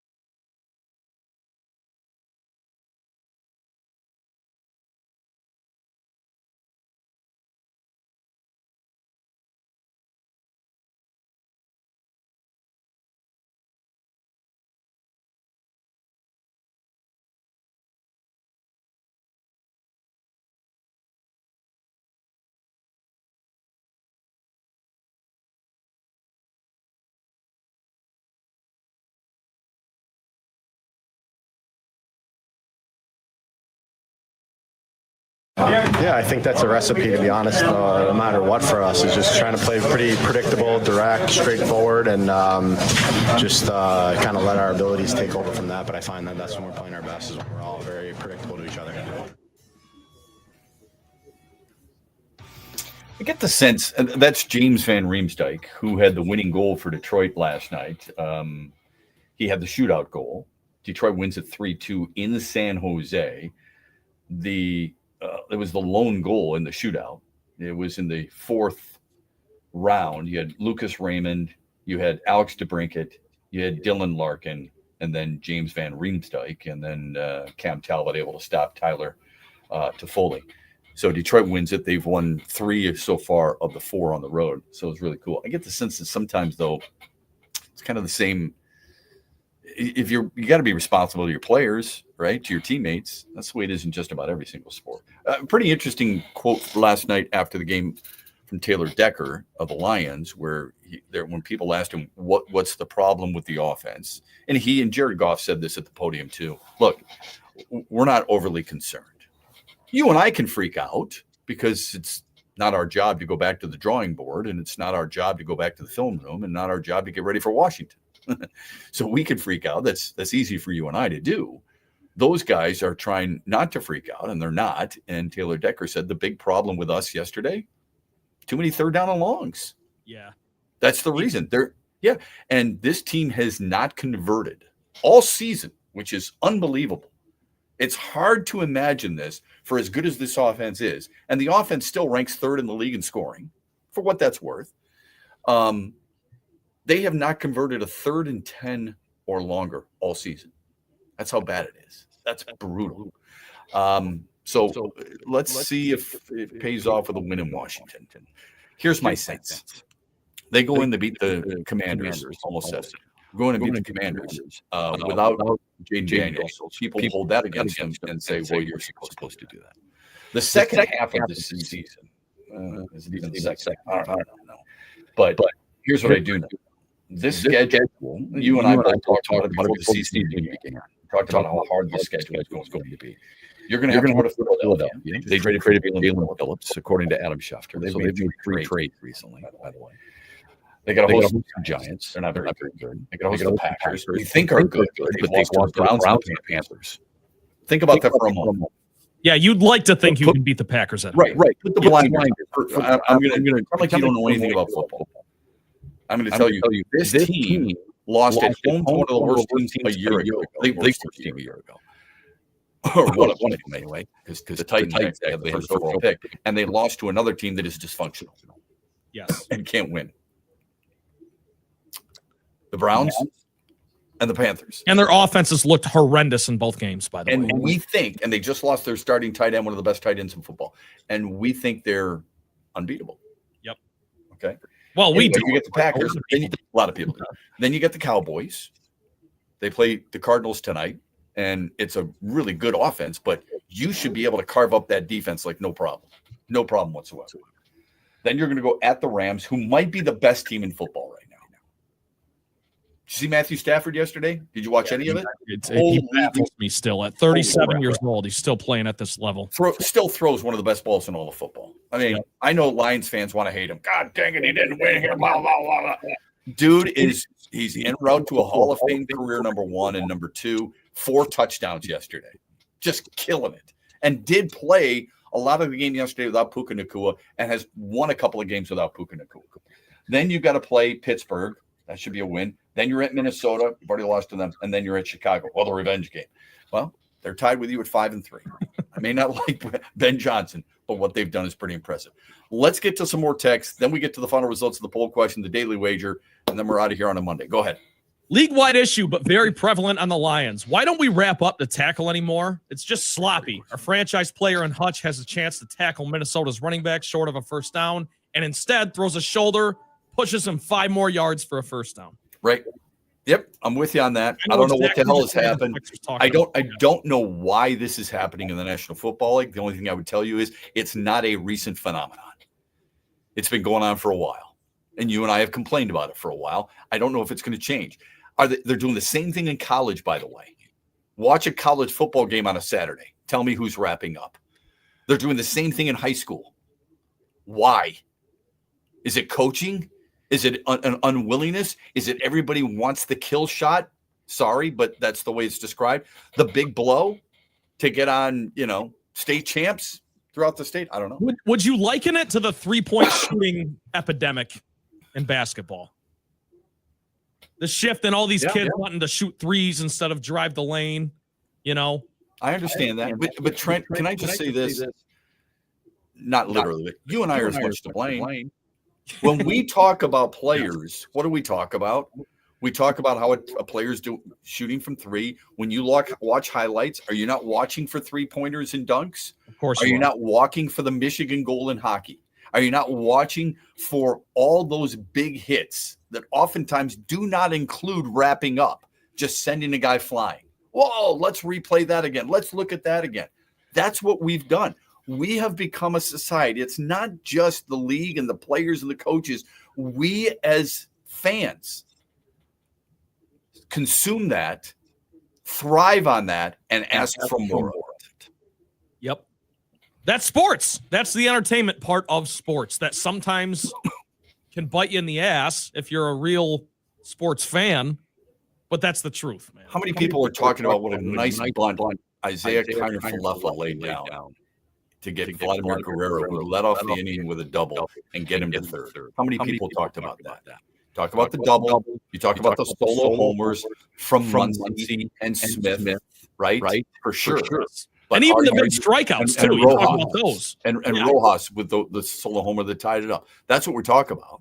And we talk about the strikeout. Are you talking about the really good defensive play by Rojas or the really good defensive play by Chris Bassett off the bump?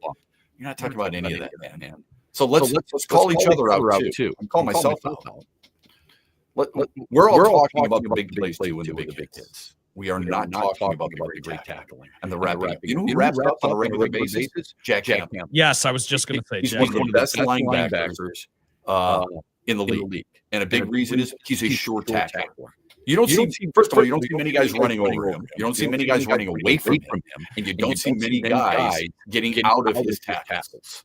And Shep, to quote your tweet from yesterday, that was an absolute farce on the roughing the passer call. Yeah, it really was. Textbook tackle. Yeah, and I got a bunch of people respond to some of the things that I've said, and they've said, really, you should cope with it. One person said, don't go straight at him and land on top of him. Somebody else said, not as bad as the push-off the world saw that wasn't penalized. Idiot. You can thank Roger Goodell for that rule. If he drove him into the ground with his full body weight, the back of McCarthy's head would have hit the ground, but it didn't. So they're supporting me in that regard. Yeah. Somebody said he's a dirty player all around. Oh, my God. Somebody said it's a textbook foul. Somebody said, I agree. Can you please weigh in on the push-off by Williams? Thanks in advance. What is Detroit waiting for with Jalen Phillips and all that other stuff? Got a lot of feedback via that tweet, which is great, and I appreciate it. But I can't. Here's what I said to start. I said, I'm starting to hate the NFL. I am. But it's been this way for a while. I'm starting to hate the NFL because of these types of rules. It drives me crazy. All right, go ahead. Next text. Yes, Taylor Decker and Jared Goff were right. Their problem was they had too many third and longs, but why? Because they weren't good at first and second down either. Correct. Johnny Morton's not a good OC. It's time for him to move on. Okay. There's another overreaction, but what do you think? Yep. I said it earlier. I said that's ridiculous. It's stupid. It really is. That's a stupid take. But what about the first part of the text where they say, third and long is bad, but they're bad on first and second down too? Absolutely. Yeah. I mean, the texter's right. You can't put yourself in those types of situations. With penalties, penalties are a huge part of it, right? It's not just the fact that they couldn't run the football or protect Jared Goff. It's the fact that they had 10 penalties, the season high in 10 penalties. So I agree with half of what the texter says, but to say John Morton should be, he's not a good offensive coordinator is very hyperbolic. All right, next. Go ahead. It's crazy that the Vikings beat the Lions yesterday, got to 500, and they're still last in the NFC North. Yeah, what a division. What a division. I don't know if that's crazier than Green Bay's 2 losses and their tie. If you were playing the schedule game, you would look at Green Bay's schedule and say, okay, that's a win against Cleveland. That's a win against Carolina. Dallas isn't very good defensively, especially after they traded Micah Parsons. Absolutely, that's a win. That makes no sense to me, but that's sports. And that's what the NFL, you can say what you want about the NFL. They have built that within their league where anything can happen. And teams are going to get better, and some teams are going to get worse. Go ahead. Next one. I don't think Lions fans hated Stafford. They were just frustrated after 11 or 12 years that they never won with him. That's a good point. In fielding those phone calls, they'd had enough. And to me, that tells me that they don't want that person anymore. Maybe hate is too strong of a word. But, yeah, I think they thought he was overrated. How's that? They thought he was overrated. They thought he threw for a lot of yards. He had a big arm, but he couldn't win. My argument to that had always been, and always will be, it is the ultimate team sport, and you need other players around you. Football, you can't win on your own. You can't steal a victory like a goalie. You can't be a pitcher, throw a no-hitter, and have a shutout and your team win. Sorry. In football, you need others. You need somebody to catch the ball. You need to be able to run. You need someone to be able to block for you. And you need a defense that takes care of you. You need all that. He's got a pretty good defense right now in LA. He's also got a really good coach. Whether you like Sean McVay or not, you have to admit he's a good coach. That is a great situation. Okay. Despite that division being very strong too, Shep. But that's a great situation over there. Matthew Stafford never had that here. I like Jim Caldwell. Is he the equivalent? He's not going to get mixed up with Sean McVay. He had Matt Patricia. He had Rod Marinelli. Think about it for a minute. I'm not making excuses for the guy. I wanted him to play better in certain situations too. Okay? Shep, what about your boy Jim Schwartz? And Jim Schwartz. And then people will say, well, you had Calvin Johnson. Yes. Calvin Johnson is one of the greatest receivers of all time. He also had a lot of guys that he made better, and he had never did he have a really good defense. Well, I shouldn't say never. Twice in his career in Detroit, he had really good defenses. Twice. Never had a good running game. Never. Who's the best running back who was in his backfield? Javid Best, probably. No. Reggie Bush. I was going to say Reggie Bush. Yeah, Reggie Bush. At the tail end of his career, by the way. Joik Bell for a year. All right, let's get to the final results of our poll question. Our poll question from Friday. What was it, and what was the result? It was in honor of Halloween. Who's the scariest football player of all time? Lawrence Taylor wins the poll with 44%. Love that. Okay. Ray Lewis, 24%. Jack Lambert, 19%. Dick Butkus finishes last, 13%. Yeah. Well, here's what I would ask you to do, unless you're Trent's grandfather, who might have seen him play in person. Please just look at some film of him. I'm not saying you're wrong, because I don't think there's a wrong answer. Yeah. Go watch him play. Go watch Dick Butkus highlights. And I get it. You can make just about any highlight. You can make Mike Curtis look like the scariest guy in the world. He was a really good middle linebacker for the Baltimore Colts at the time, and a really good player. But you could make anybody look like the scariest. Dick Butkus, see what people said about him while they were playing him. You don't find many. You people say that about Lawrence Taylor. Oh my God, he was unbelievable. How great he was. All this other stuff, and he was. He's one of the most dominating defensive players I've ever seen. You could say that about Ray Lewis. How gifted he was, moving sideline to sideline. How he hit hard and all that stuff. I'm talking about the scariest. One of the scariest guys who have ever played.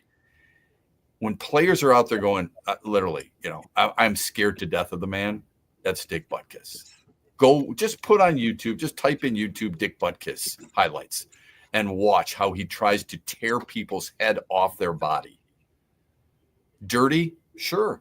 Scary? Absolutely. Let's get to the final results of the Daily Wager that is brought to you by Soaring Eagle Casino and Resort and their sportsbook Ascend.